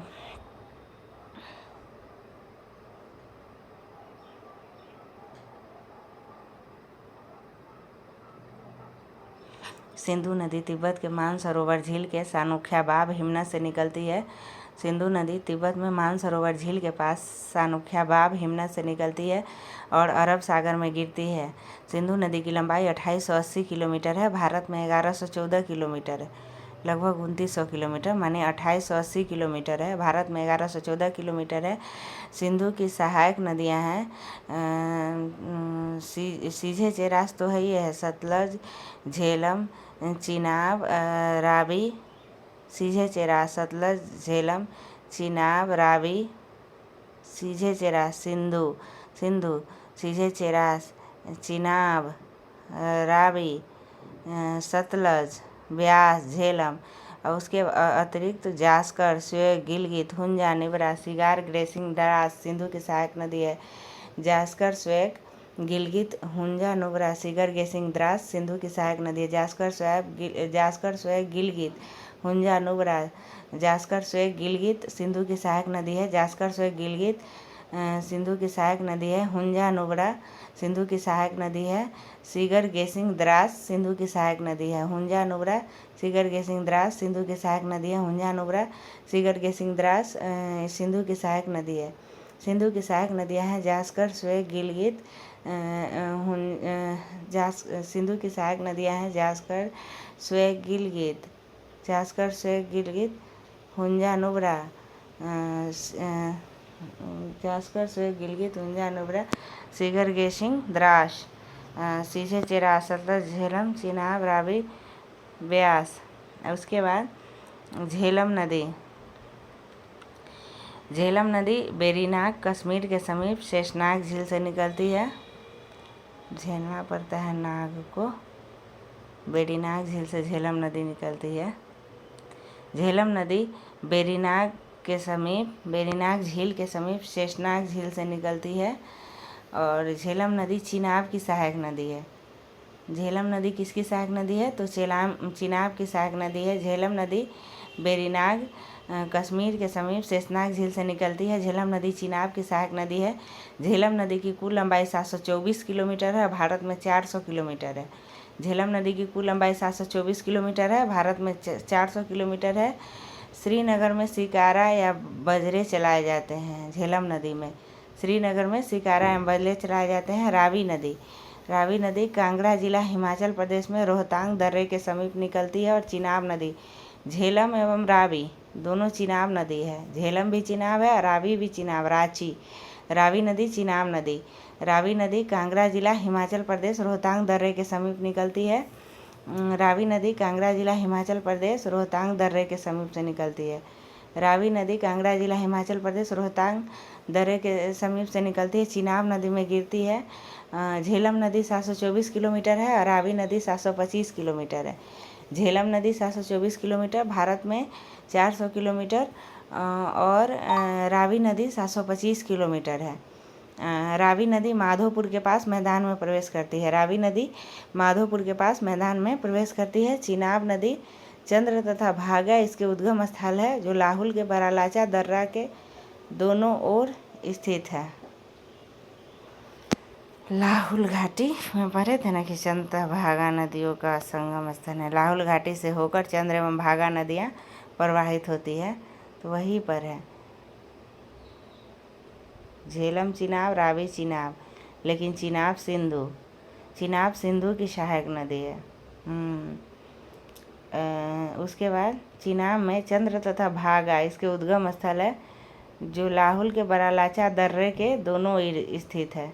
चिनाब के उद्गम स्थल चंद्र तथा भागा नदियाँ हैं। चिनाब के उद्गम स्थल चंद्र तथा भागा नदियाँ हैं, जो लाहुल के बरालाचा दर्रे के दोनों ओर स्थित है। जो लाहुल घाटी के बरालाचा दर्रा के दोनों ओर स्थित है। चंद्र तथा भागा नदियाँ लाहुल घाटी के बरालाचा दर्रा के दोनों ओर स्थित है और इससे चिनाब नदी का निर्माण होता है। लाहुल के बरालाचा दर्रा के दोनों ओर स्थित है चंद्र भागा नदियाँ और इससे चिनाब नदी का निर्माण होता है। चिनाब नदी सिंधु नदी की सहायक नदी है। चिनाब नदी की लंबाई 1180 किलोमीटर है भारत में। सिंधु नदी के 1114 है, लेकिन चिनाब नदी का 1180 किलोमीटर है। चिनाब नदी सिंधु की सबसे बड़ी सहायक नदी है।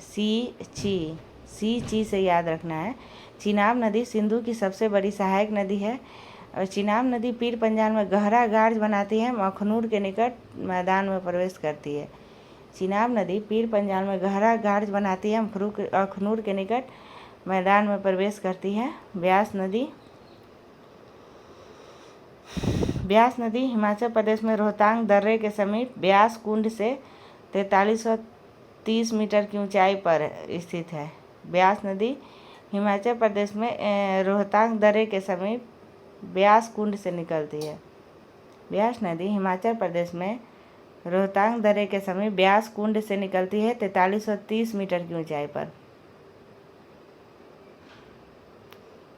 ब्यास नदी हरिके कपूरथला के समीप सतलज नदी में मिलती है। ब्यास नदी सतलज नदी में मिलती है। कहाँ? हरिके कपूरथला के बीच। रोहतांग दर्रे से निकलती है। ब्यास नदी रोहतांग दर्रे के समीप ब्यास नदी रोहतांग दर्रे से निकलती है। सतलज नदी में मिलती है ब्यास नदी। कहाँ पर? तो हरिके कपूरथला के समीप। और ब्यास नदी की कुल लंबाई 470 किलोमीटर है। ब्यास नदी की कुल लंबाई कितना है? 470 किलोमीटर है। ब्यास नदी कुल्लू घाटी से बहती हुई धौलाधर पर्वत को पार कर पंजाब के मैदान में पहुंचती है। ब्यास नदी कुल्लू घाटी से बहती हुई धौलाधर पर्वत को पार करके पंजाब के मैदान में पहुंचती है। सतलज नदी तिब्बत के मानसरोवर झील के समीप स्थित राकस ताल से निकलती है। अच्छा, झेलम, रावी, सतलज सब चिनाब में मिलता है। झेलम, रावी, सतलज। झेलम चिनाब, रावी चिनाब, सतलज चिनाब। झेलम चिनाब, रावी चिनाब, सतलज चिनाब। झेलम चिनाब, रांची, रावी चिनाब, सतलज सची, सतलज चिनाब। उसके बाद चिनाब सिंधु नदी। अब ब्यास सतलज नदी। तो सतलज नदी तिब्बत के मानसरोवर झील के समीप स्थित राकस ताल, ऊंचाई समुद्र तल से 4555 मीटर। राकस ताल से सतलज नदी सत मिला जाता है राकस ताल। तिब्बत के सिंधु सतलज ब्रह्मपुत्र तिब्बत के मानसरोवर झील से निकलती है, लेकिन सिंधु सानुख्या बाब हिमना से निकलती है और सतलज राकस ताल से निकलती है। ऊंचाई समुद्र तल से 4555 मीटर। सतलज राकस ताल से निकलती है, ऊंचाई समुद्र तल से 4555 मीटर। सतलज चिनाब नदी में मिलती है। कहाँ पर? उच्च शरीफ, पाक से लगभग 17 किलोमीटर। उच्च शरीफ पाक से लगभग 17 किलोमीटर उत्तर में चिनाब नदी। उच्च शरीफ पाक से लगभग 17 किलोमीटर उत्तर में चिनाब नदी। और सतलज नदी की लंबाई 1500 है। सतलज नदी की लंबाई 1500 है, भारत में 1050 है। सतलज नदी चिनाब नदी में मिलती है। सतलज नदी की कुल लंबाई राकस ताल से निकलती है। सतलज नदी की कुल लंबाई 1500 है, भारत में 1050 है। सतलज नदी शिवकिला दर्रा से होकर भारत के हिमाचल प्रदेश राज्य के किन्नौर जिला में प्रवेश करती है। शिवकिला दर्रा से होकर सतलज नदी बहती हुई भारत के हिमाचल प्रदेश राज्य के किन्नौर जिला में प्रवेश करती है। सतलज नदी शिवकिला दर्रे से होकर भारत के हिमाचल प्रदेश राज्य के किन्नौर जिला में प्रवेश करती है। सिंधु नदी की 5 प्रमुख सहायक नदियों में सबसे लंबी नदी सतलज नदी है। सिंधु नदी की 5 प्रमुख सहायक नदियों में सबसे लंबी नदी सतलज नदी है। गंगा गंगोत्री के पास गोमुख हिमानी समुद्र तल से 3900 मीटर से भी अधिक ऊंचाई पर से निकलती है। गंगोत्री के पास गोमुख हिमानी समुद्र तल से 3900 मीटर से भी अधिक ऊंचाई पर निकलती है। बंगाल की खाड़ी में गिरती है। गंगा की लंबाई 2525 किलोमीटर है। भारत में गंगा भागीरथी एवं अलकनंदा का सम्मिलित नाम है। गंगा भागीरथी एवं अलकनंदा का सम्मिलित नाम है। गंगा भागीरथी एवं अलकनंदा का सम्मिलित नाम है। यमुना नदी बंदरपुछ के पश्चिमी ढाल पर स्थित यमुनोत्री हिमानी से निकलती है। बंदरपुछ के पश्चिमी ढाल पर स्थित यमुनोत्री हिमानी। गंगा नदी गंगोत्री हिमानी और यमुना नदी यमुनोत्री हिमानी, लेकिन यह बंदरपुछ के पश्चिमी ढाल पर स्थित यमुनोत्री हिमानी से निकलती है। यमुना नदी बंदरपुछ के पश्चिमी ढाल पर स्थित यमुनोत्री हिमानी से निकलती है। यमुना नदी की ऊंचाई समुद्र तल से 6316 मीटर है। यमुना नदी की लंबाई यमुनोत्री हिमानी समुद्र तल से 6316 मीटर। यमुनोत्री हिमानी समुद्र तल से 6316 मीटर। यमुना नदी प्रयाग इलाहाबाद में गंगा नदी से मिलती है। यमुना नदी की लंबाई 1375 किलोमीटर है। यमुना नदी की लंबाई कितना है? यमुना में तोप 1375, यमुना में तोप 1375, यमुना में तोप 1375। यमुना नदी की लंबाई 1375 किलोमीटर है। यमुना नदी की सहायक नदियां हैं चंबल यमुना की सहायक नदियां हैं, बेतवा यमुना की सहायक नदियां हैं, केन चंबल यमुना की सहायक नदियां हैं, बेतवा यमुना की सहायक नदियां हैं, केन बेतवा की सहायक नदियां हैं। चंबल बेतवा की सहायक नदियां हैं। यमुना बेतवा चंबल यमुना की सहायक नदी है। बेतवा यमुना की सहायक नदी, केन यमुना की सहायक नदी है। चंबल बेतवा केन यमुना की सहायक नदी है। चंबल यमुना की सहायक नदी है। बेतवा यमुना की सहायक नदी है। केन यमुना की सहायक नदी है। चंबल यमुना बेतवा यमुना केन यमुना चंबल बेतवा केन यमुना की सहायक नदियां हैं। चंबल बेतवा केन तीनों ही नदियाँ दक्षिण से यमुना में मिलती है। चंबल बेतवा केन तीनों ही नदियाँ दक्षिण से यमुना में मिलती है। अब चंबल नदी।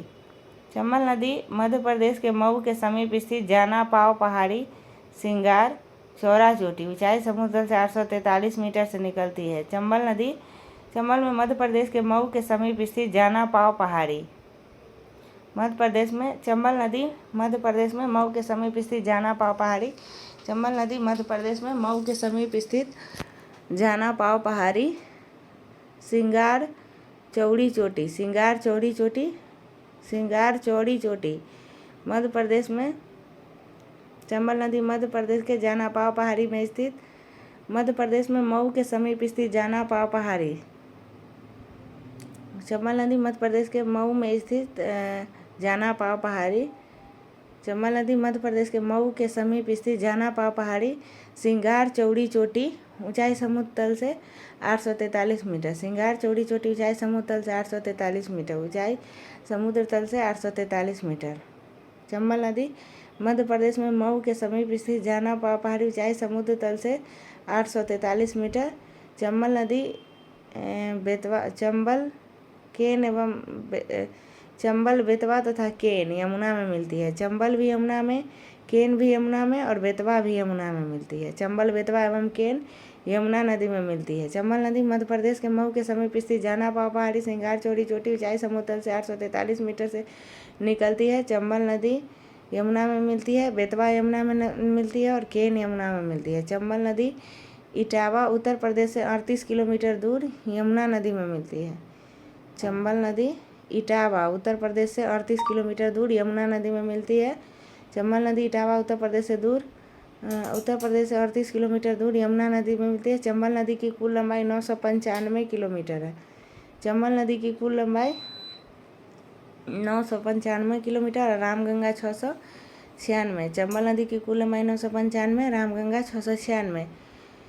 चंबल नदी देश के सबसे गहरे खड्डों का निर्माण करती है। देश के सबसे गहरे खड्डों का निर्माण करती है चंबल नदी की सहायक नदियां हैं काली, सिंध, पार्वती, सिप्ता, बनास, कुरल, बामनी एवं मेज। काली चंबल नदी की सहायक नदी है। काली सिंध चंबल नदी की सहायक नदी है। काली सिंध चंबल नदी की सहायक नदी है। पार्वती नदी चंबल नदी की सहायक नदी है। पार्वती नदी चंबल नदी की सहायक नदी है। सिप्ता, बनास, कुरल सिप्ता चंबल नदी, बनास चंबल नदी, कुरल चंबल नदी। सिप्ता चंबल नदी, बनास चंबल नदी, कुरल नदी।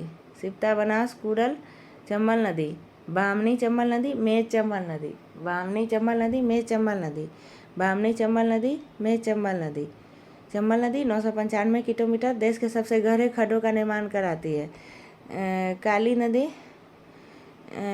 काली सिंध चंबल की सहायक नदी है। पार्वती चंबल की सहायक नदी है। सिप्ता चंबल की सहायक नदी है। बनास चंबल की सहायक नदी है। कुरल चंबल की सहायक नदी है। बामनी चंबल की सहायक नदी है। मेज चंबल की सहायक नदी है। काली सिंध, पार्वती, सिप्ता, बनास, कुरल, बामनी, मेज चंबल की सहायक नदी है। रामगंगा नदी 696 किलोमीटर। रामगंगा नदी नैनीताल के समीप मुख्य हिमालय श्रेणी का दक्षिणी भाग से निकलती है। रामगंगा नदी नैनीताल के समीप मुख्य हिमालय श्रेणी के दक्षिणी भाग से निकलती है। रामगंगा नदी नैनीताल के समीप मुख्य हिमालय श्रेणी के दक्षिणी भाग से निकलती है। रामगंगा नदी कन्नौज के निकट गंगा नदी में मिलती है। रामगंगा नदी कन्नौज के निकट गंगा में मिलती है। रामगंगा नदी कन्नौज के निकट गंगा नदी में मिलती है। रामगंगा की लंबाई 696 किलोमीटर है। रामगंगा की लंबाई 696 किलोमीटर है। खोन रामगंगा की प्रमुख सहायक नदी है। खोन रामगंगा की प्रमुख सहायक नदी है। खोन रामगंगा की प्रमुख सहायक नदी है। रामगंगा नदी नैनीताल के समीप मुख्य हिमालय के दक्षिणी भाग से निकलती है।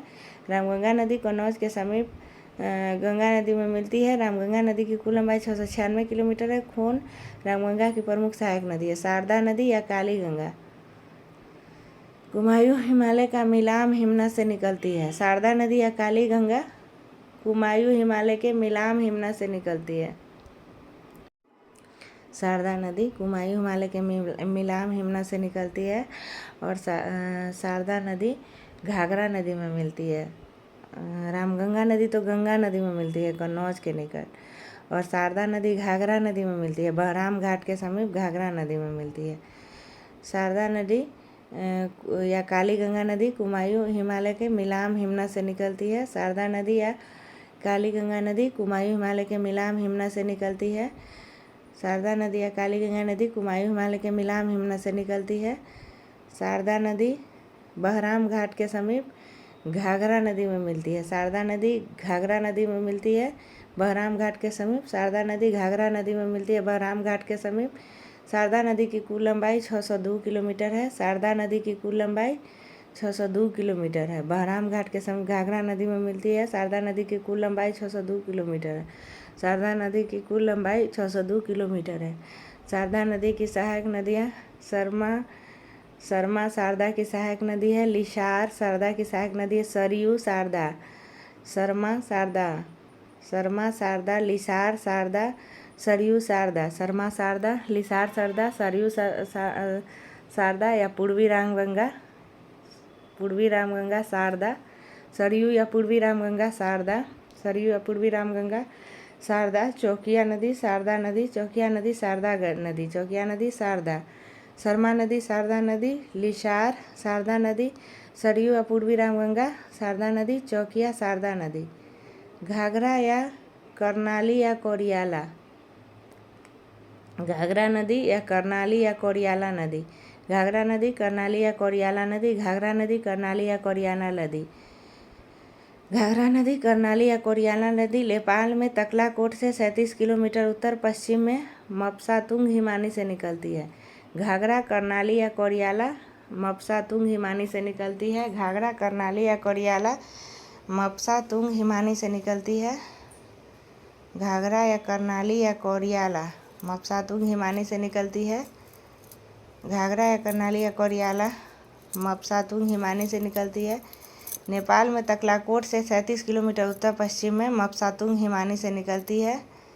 घाघरा करनाली या कोरियाला सारण तथा बलिया जिले की सीमा पर गंगा नदी से मिलती है। घाघरा नदी, जिसको कोरियाली या करनाली भी कहते हैं, करनाली या कोरियाला भी कहते हैं, सारण तथा बलिया जिले की सीमा पर गंगा नदी से मिलती है। घाघरा नदी, जिसको कोरियाला करनाली नदी भी कहते हैं, सारण तथा बलिया जिले की सीमा पर गंगा नदी से मिलती है। घाघरा नदी की लंबाई 1080 किलोमीटर है।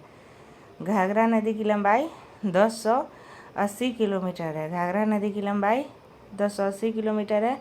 शिवालिक को पार करते समय शीश पानी नामक 180 मीटर गहरे खड्ड का निर्माण, शिवालिक को पार करते समय शीश पानी नामक 180 मीटर गहरे खड्ड का निर्माण घाघरा या करनाली या कोरियाला नदी कहलाती है। शिवालिक को पार करते समय 180 मीटर गहरे खड्ड शिवालिक को पार करते समय शीश पानी नामक 180 मीटर गहरे खड्ड का निर्माण घाघरा या करनाली या कोरियाला नदी करती है। शिवालिक को पार करते समय शीश पानी नामक स्थान पर 180 मीटर गहरे खड्ड का निर्माण घाघरा या कोरियाली या करनाली नदी करती है। घाघरा या करनाली या कोरियाला नदी करती है। शिवालिक को पार करते समय शीश पानी नामक 180 मीटर गहरे खड्ड का निर्माण घाघरा या करनाली या कोरियाला नदी करती है। शिवालिक को पार करते समय शीश पानी नामक 180 मीटर गहरे खड्ड का निर्माण घाघरा या करनाली या कोरियाला नदी कहते हैं। शिवालिक को पार करते समय शीश पानी नामक 180 मीटर गहरे खड्ड का निर्माण घाघरा करनाली या कोरियाला नदी करती है। काली नदी चौकिया तथा छोटी गंगा घाघरा की सहायक नदी है। चौकिया घाघरा की सहायक नदी है। चौकिया घाघरा की सहायक नदी है।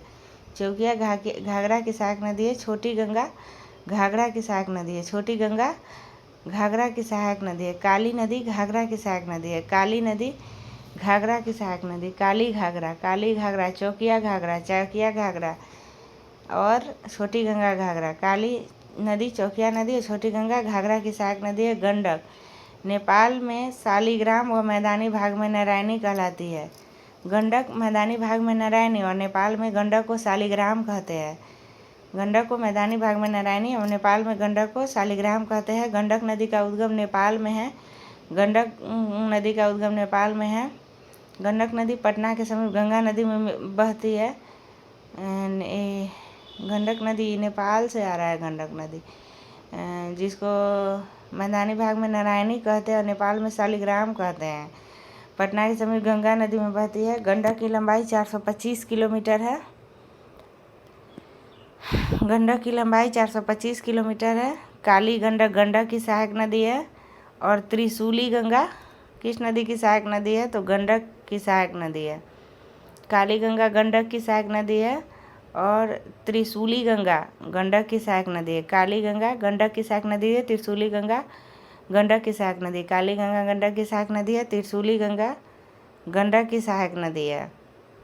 गंडक में मिलने वाले गोल गोल पत्थर को शालिग्राम कहा जाता है। गंडक में मिलने वाले गोल गोल पत्थर को शालिग्राम कहा जाता है।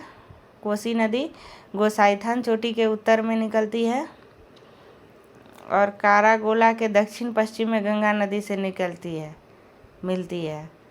कोसी नदी गोसाइथन चोटी के उत्तर में निकलती है। कोसी नदी गोसाइथन चोटी के उत्तर में निकलती है और कारागोला के दक्षिण पश्चिम में गंगा नदी से मिलती है। कारागोला के दक्षिण पश्चिम में गंगा नदी से मिलती है। कोसी नदी की कुल लंबाई 730 किलोमीटर है। कोसी नदी की कुल लंबाई कितना है? 730 किलोमीटर। कोसी नदी गोसाइथन चोटी के उत्तर में निकलती है। कारागोला के दक्षिण पश्चिम में गंगा नदी से मिलती है। कोसी नदी की कुल लंबाई 730 किलोमीटर है। कोसी नदी की मुख्य धारा अरुण नदी तिब्बत में पंगचू है। कोसी नदी की मुख्य धारा अरुण नदी तिब्बत में पंगचू है। कोसी नदी की मुख्य धारा अरुण नदी तिब्बत में पंगचू है। कोसी नदी की सहायक नदियां हैं यारू, सून कोसी, तामूर कोसी। कोसी नदी की सहायक नदियां हैं। कोसी नदी की सहायक नदियां हैं यारू, सून कोसी एवं तामूर कोसी। कोसी की सहायक नदियां हैं। कोसी नदी की सहायक नदी है यारू, सून कोसी एवं तामूर कोसी। कोसी की सहायक नदियां हैं। कोसी नदी की सहायक नदियां हैं यारू, सून कोसी, तामूर कोसी।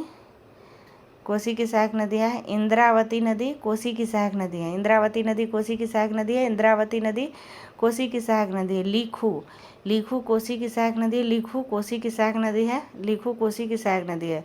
दूध कोसी, भोट कोसी, तांबा कोसी।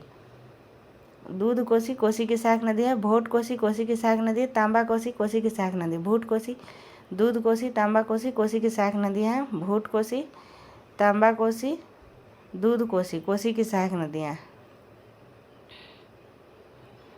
बेतवा या बेतरवती नदी। बेतवा नदी मध्य प्रदेश के रायसेन जिले के समीप विंध्याचल पर्वत से निकलती है। बेतवा नदी मध्य प्रदेश में विंध्याचल पर्वत से निकलती है। बेतवा नदी मध्य प्रदेश में विंध्याचल पर्वत से निकलती है। मध्य प्रदेश में विंध्याचल पर्वत से निकलती है। बेतवा या बेतरवती नदी मध्य प्रदेश में रायसेन जिले में विंध्याचल पर्वत से निकलती है। मध्य प्रदेश के रायसेन जिले में कुमारा गांव के समीप विंध्याचल पर्वत से निकलती है।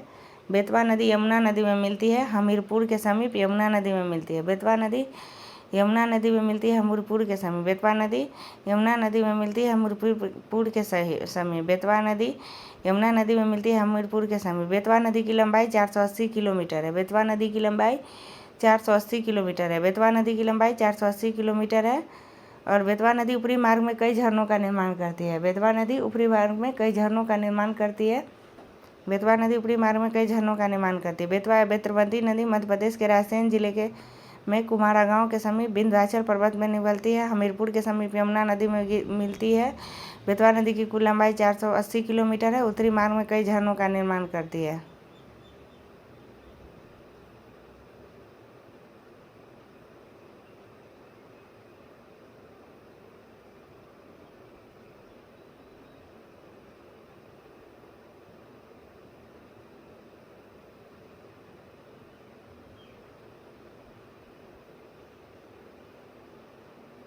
बेतवा या बेतरवती नदी मध्य प्रदेश के विंध्याचल पर्वत से निकलती है।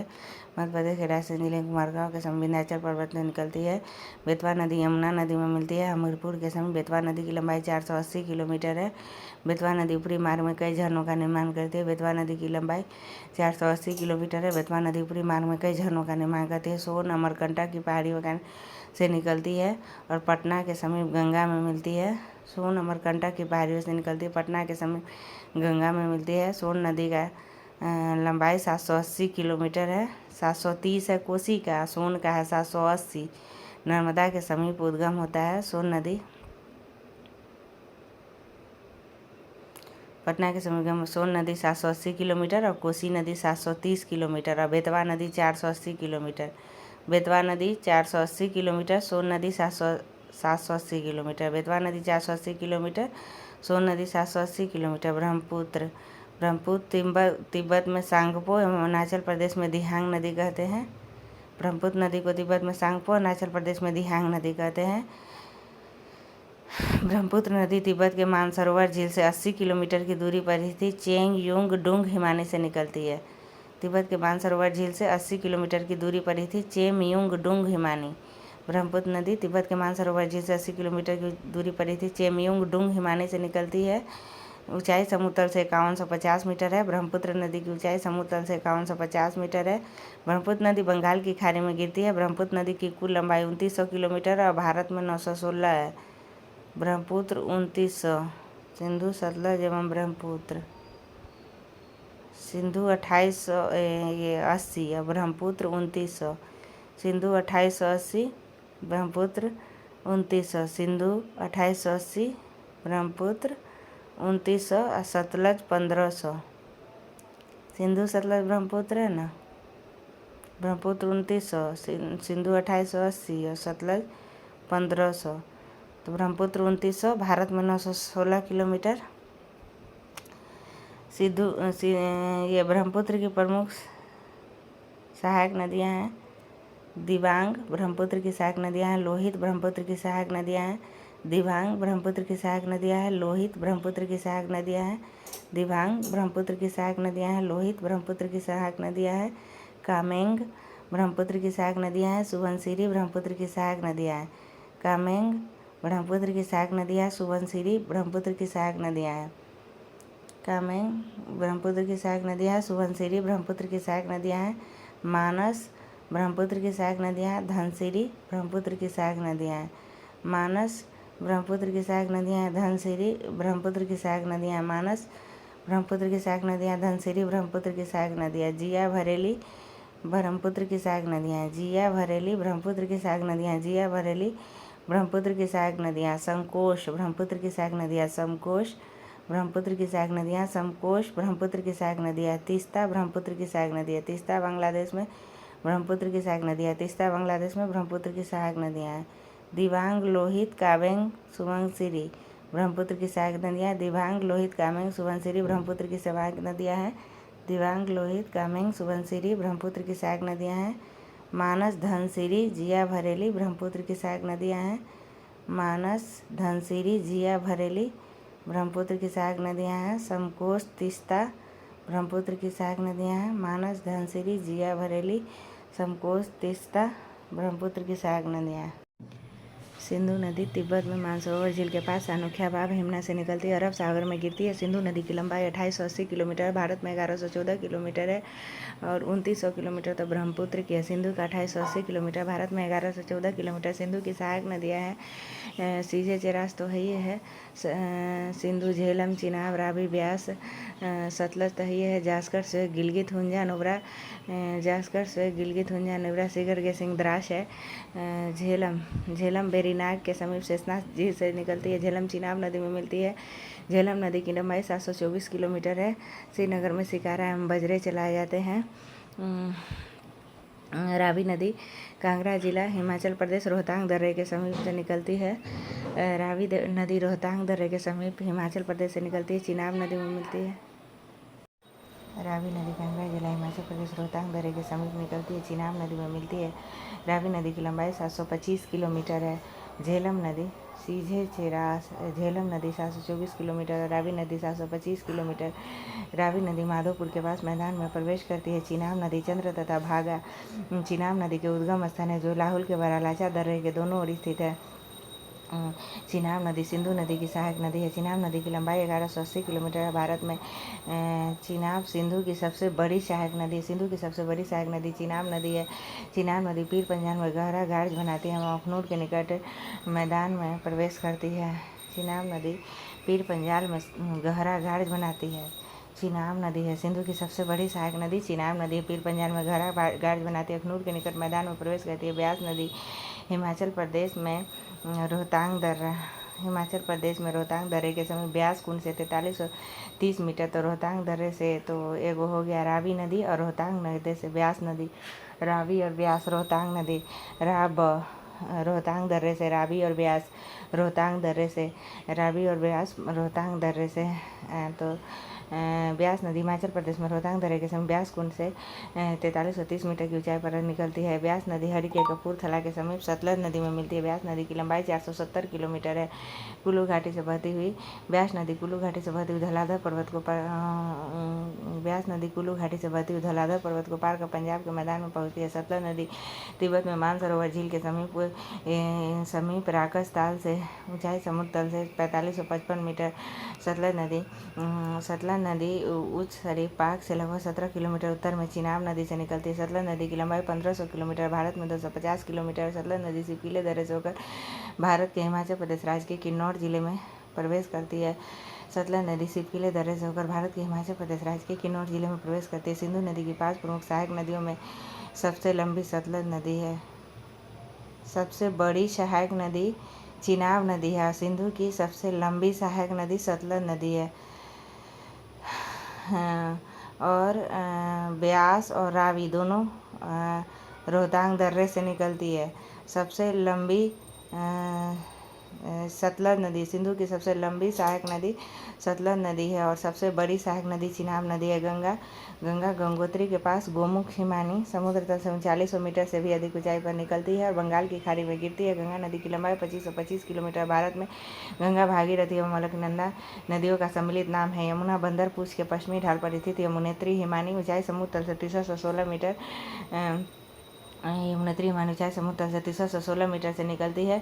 यमुना प्रयाग इलाहाबाद में गंगा नदी से मिलती है। यमुना नदी की लंबाई 1375 किलोमीटर है। यमुना की सहायक नदियाँ हैं चंबल, बेतवा तथा केन। चंबल यमुना की सहायक नदियाँ हैं। बेतवा यमुना की सहायक नदियाँ, केन यमुना की सहायक नदियाँ हैं। तीनों ही नदियाँ दक्षिण से यमुना में मिलती है। चंबल मध्य प्रदेश के मऊ के समीप स्थित जाना पाव पहाड़ी श्रृंगार चौरा चोटी ऊंचाई समुद्र तल से 843 मीटर से निकलती है। और इटावा उत्तर प्रदेश से 38 किलोमीटर दूर यमुना नदी में मिलती है।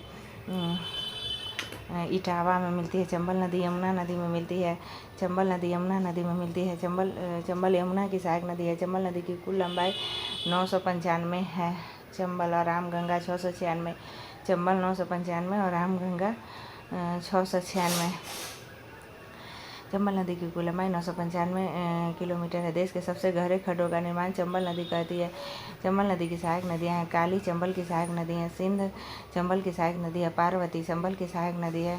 काली चंबल, सिंध चंबल, पार्वती चंबल, सिप्ता बनास कूरल चंबल, सिप्ता बनास काली सिंध पार्वती चंबल, सिप्ता बनास कूरल चंबल, काली सिंध पार्वती चंबल, सिप्ता बनास कूरल चंबल, बामनी में चंबल नदी। रामगंगा नैनीताल के समीप हिमालय श्रेणी का दक्षिणी भाग। रामगंगा नदी का उद्गम नैनीताल के समीप हिमालय श्रेणी का दक्षिणी भाग। रामगंगा नदी कन्नौज के निकट गंगा नदी में मिलती है। रामगंगा नदी की लंबाई 696 किलोमीटर है। खोन रामगंगा नदी की प्रमुख सहायक नदी है। चंबल 995 और रामगंगा 696। शारदा या काली गंगा कुमायूं हिमालय का मिलाम हिमना से निकलती है और बहराम घाट के समीप घाघरा नदी में मिलती है। शारदा नदी घाघरा नदी में मिलती है। शारदा नदी या काली गंगा कुमायूं हिमालय का मिलाम हिमना। शारदा नदी कुमायूं हिमालय का मिलाम हिमना। शारदा नदी कुमायूं हिमालय का मिलाम हिमना। शारदा नदी कुमायूं हिमालय का मिलाम हिमना से निकलती है। शारदा नदी बहराम घाट के समीप घाघरा नदी में मिलती है। शारदा नदी बहराम घाट के समीप घाघरा नदी में मिलती है। शारदा नदी की लंबाई 602 किलोमीटर है। शारदा नदी की लंबाई 602 किलोमीटर। शारदा की सहायक नदियाँ शर्मा शारदा की सहायक नदियाँ हैं। लिसार शारदा की सहायक नदियाँ सरयू शारदा की सहायक नदियाँ हैं। पूर्वी रामगंगा शारदा की सहायक नदियाँ चौकिया शारदा की सहायक नदियाँ घाघरा या करनाली या कोडियाला। नेपाल में तकलाकोट से 37 किलोमीटर उत्तर पश्चिम में मपसातुंग हिमानी घाघरा या करनाली या कोरियाला मपसातुंग हिमालय नेपाल में तकलाकोट से 36 किलोमीटर उत्तर पश्चिम में मपसातुंग हिमालय से निकलती है। घाघरा नदी करनाली या कोरियाला नदी सारण तथा बलिया जिले की सीमा पर गंगा नदी पर से मिलती है। घाघरा नदी की लंबाई 280 किलोमीटर है। शिवालिक को पार करते समय शीश पानी नामक 180 मीटर गहरे खड्ड का निर्माण शारदा ये घाघरा नदी कहती है। शिवालिक को पार करते समय शीश पानी नामक 180 मीटर गहरे खड्ड का निर्माण घाघरा नदी करती है। काली नदी घाघरा की सहायक नदी है। चौकिया नदी घाघरा की सहायक नदी। छोटी गंगा नदी घाघरा की सहायक नदी। काली नदी घाघरा की सहायक नदी है। चौकिया नदी घाघरा की सहायक नदी है। छोटी गंगा घाघरा की सहायक नदी है। गंडक नदी नेपाल में शालिग्राम वह मैदानी भाग में नारायणी नदी के नाम से जाना जाता है। गंडक नदी का उद्गम नेपाल में पटना के समय गंगा नदी में निकलती है। गंडक नदी की लंबाई 425 किलोमीटर है। गंडक नदी की सहायक नदी काली गंडक की सहायक नदी है। त्रिशूली गंगा गंडक की सहायक नदी है। गंडक से निकलने वाले गोल गोल पत्थरों को शालिग्राम कहा जाता है। कोसी नदी गोसाईथन चोटी के उत्तर से निकलती है। कारागोला के दक्षिण पश्चिम में गंगा नदी से निकलती है। कोसी नदी की लंबाई 730 किलोमीटर है। कोसी की मुख्य धारा अरुण नदी तिब्बत में पंगचू है। अरुण नदी या तिब्बत में पंगचू नदी कोसी की सहायक नदियाँ हैं। कोसी की सहायक मुख्य धारा अरुण नदी तिब्बत में पंगचू है। सहायक नदियाँ हैं कोसी की यारू कोसी की सहायक नदियाँ हैं। लीखू कोसी की सहायक नदियाँ। इंद्रावती कोसी की सहायक नदियाँ हैं। उसके बाद सून कोसी तामूर कोसी दूध कोसी भोट कोसी तांबा कोसी कोसी की सहायक नदियाँ हैं। कोसी की सहायक नदियाँ यारू सून कोसी तामूर कोसी इंद्रावती लीखू दूध कोसी भोट कोसी तांबा कोसी। बेतवा या बेतरवती नदी मध्य प्रदेश के रायसेन जिले में कुमारा गांव के समीप विंध्याचल पर्वत से निकलती है। बेतवा या बेतरवती मध्य प्रदेश में विंध्याचल पर्वत से निकलती है। बेतवा नदी हमीरपुर के समीप यमुना नदी में मिलती है। बेतवा नदी की लंबाई बेतवा नदी हमीरपुर के समीप यमुना नदी में निकलती है। बेतवा नदी की लंबाई 480 किलोमीटर है। बेतवा नदी ऊपरी मार्ग में कई झरनों का निर्माण करती है। बेतवा नदी की लंबाई 480 किलोमीटर। बेतवा नदी ऊपरी मार्ग में कई झरनों का निर्माण करती है। सोन नदी अमरकंटक की पहाड़ियाँ से निकलती है। पटना के समीप गंगा में मिलती है। सोन नदी की लंबाई 780 किलोमीटर। नर्मदा नदी के समीप उद्गम होता है। ब्रह्मपुत्र नदी तिब्बत में सांगपो और अरुणाचल प्रदेश में दिहांग नदी के नाम से जाना जाता है। ब्रह्मपुत्र नदी तिब्बत में मानसरोवर झील से 80 किलोमीटर की दूरी पर थी। चेम युंग डुंग हिमानी से निकलती है। ऊंचाई समुद्र से 5150 मीटर। पटना बंगाल की खाड़ी में ब्रह्मपुत्र नदी गिरती है। ब्रह्मपुत्र नदी की लंबाई 2900 किलोमीटर। भारत में 916 किलोमीटर है। ब्रह्मपुत्र नदी की प्रमुख सहायक नदियाँ दिबांग लोहित। ब्रह्मपुत्र की सहायक नदियाँ कामेंग सुबनसिरी मानस धनसिरी। दिबांग लोहित ब्रह्मपुत्र की सहायक नदियाँ कामेंग सुबनसिरी मानस धनसिरी। ब्रह्मपुत्र की सहायक नदियाँ कामेंग सुबनसिरी मानस धनसिरी। ब्रह्मपुत्र की सहायक नदियाँ दिबांग लोहित कामेंग सुबनसिरी मानस धनसिरी। ब्रह्मपुत्र की सहायक नदियाँ जिया भरेली। ब्रह्मपुत्र की सहायक नदियाँ संकोश। ब्रह्मपुत्र की सहायक नदियाँ हैं तीस्ता। ब्रह्मपुत्र की सहायक नदियाँ हैं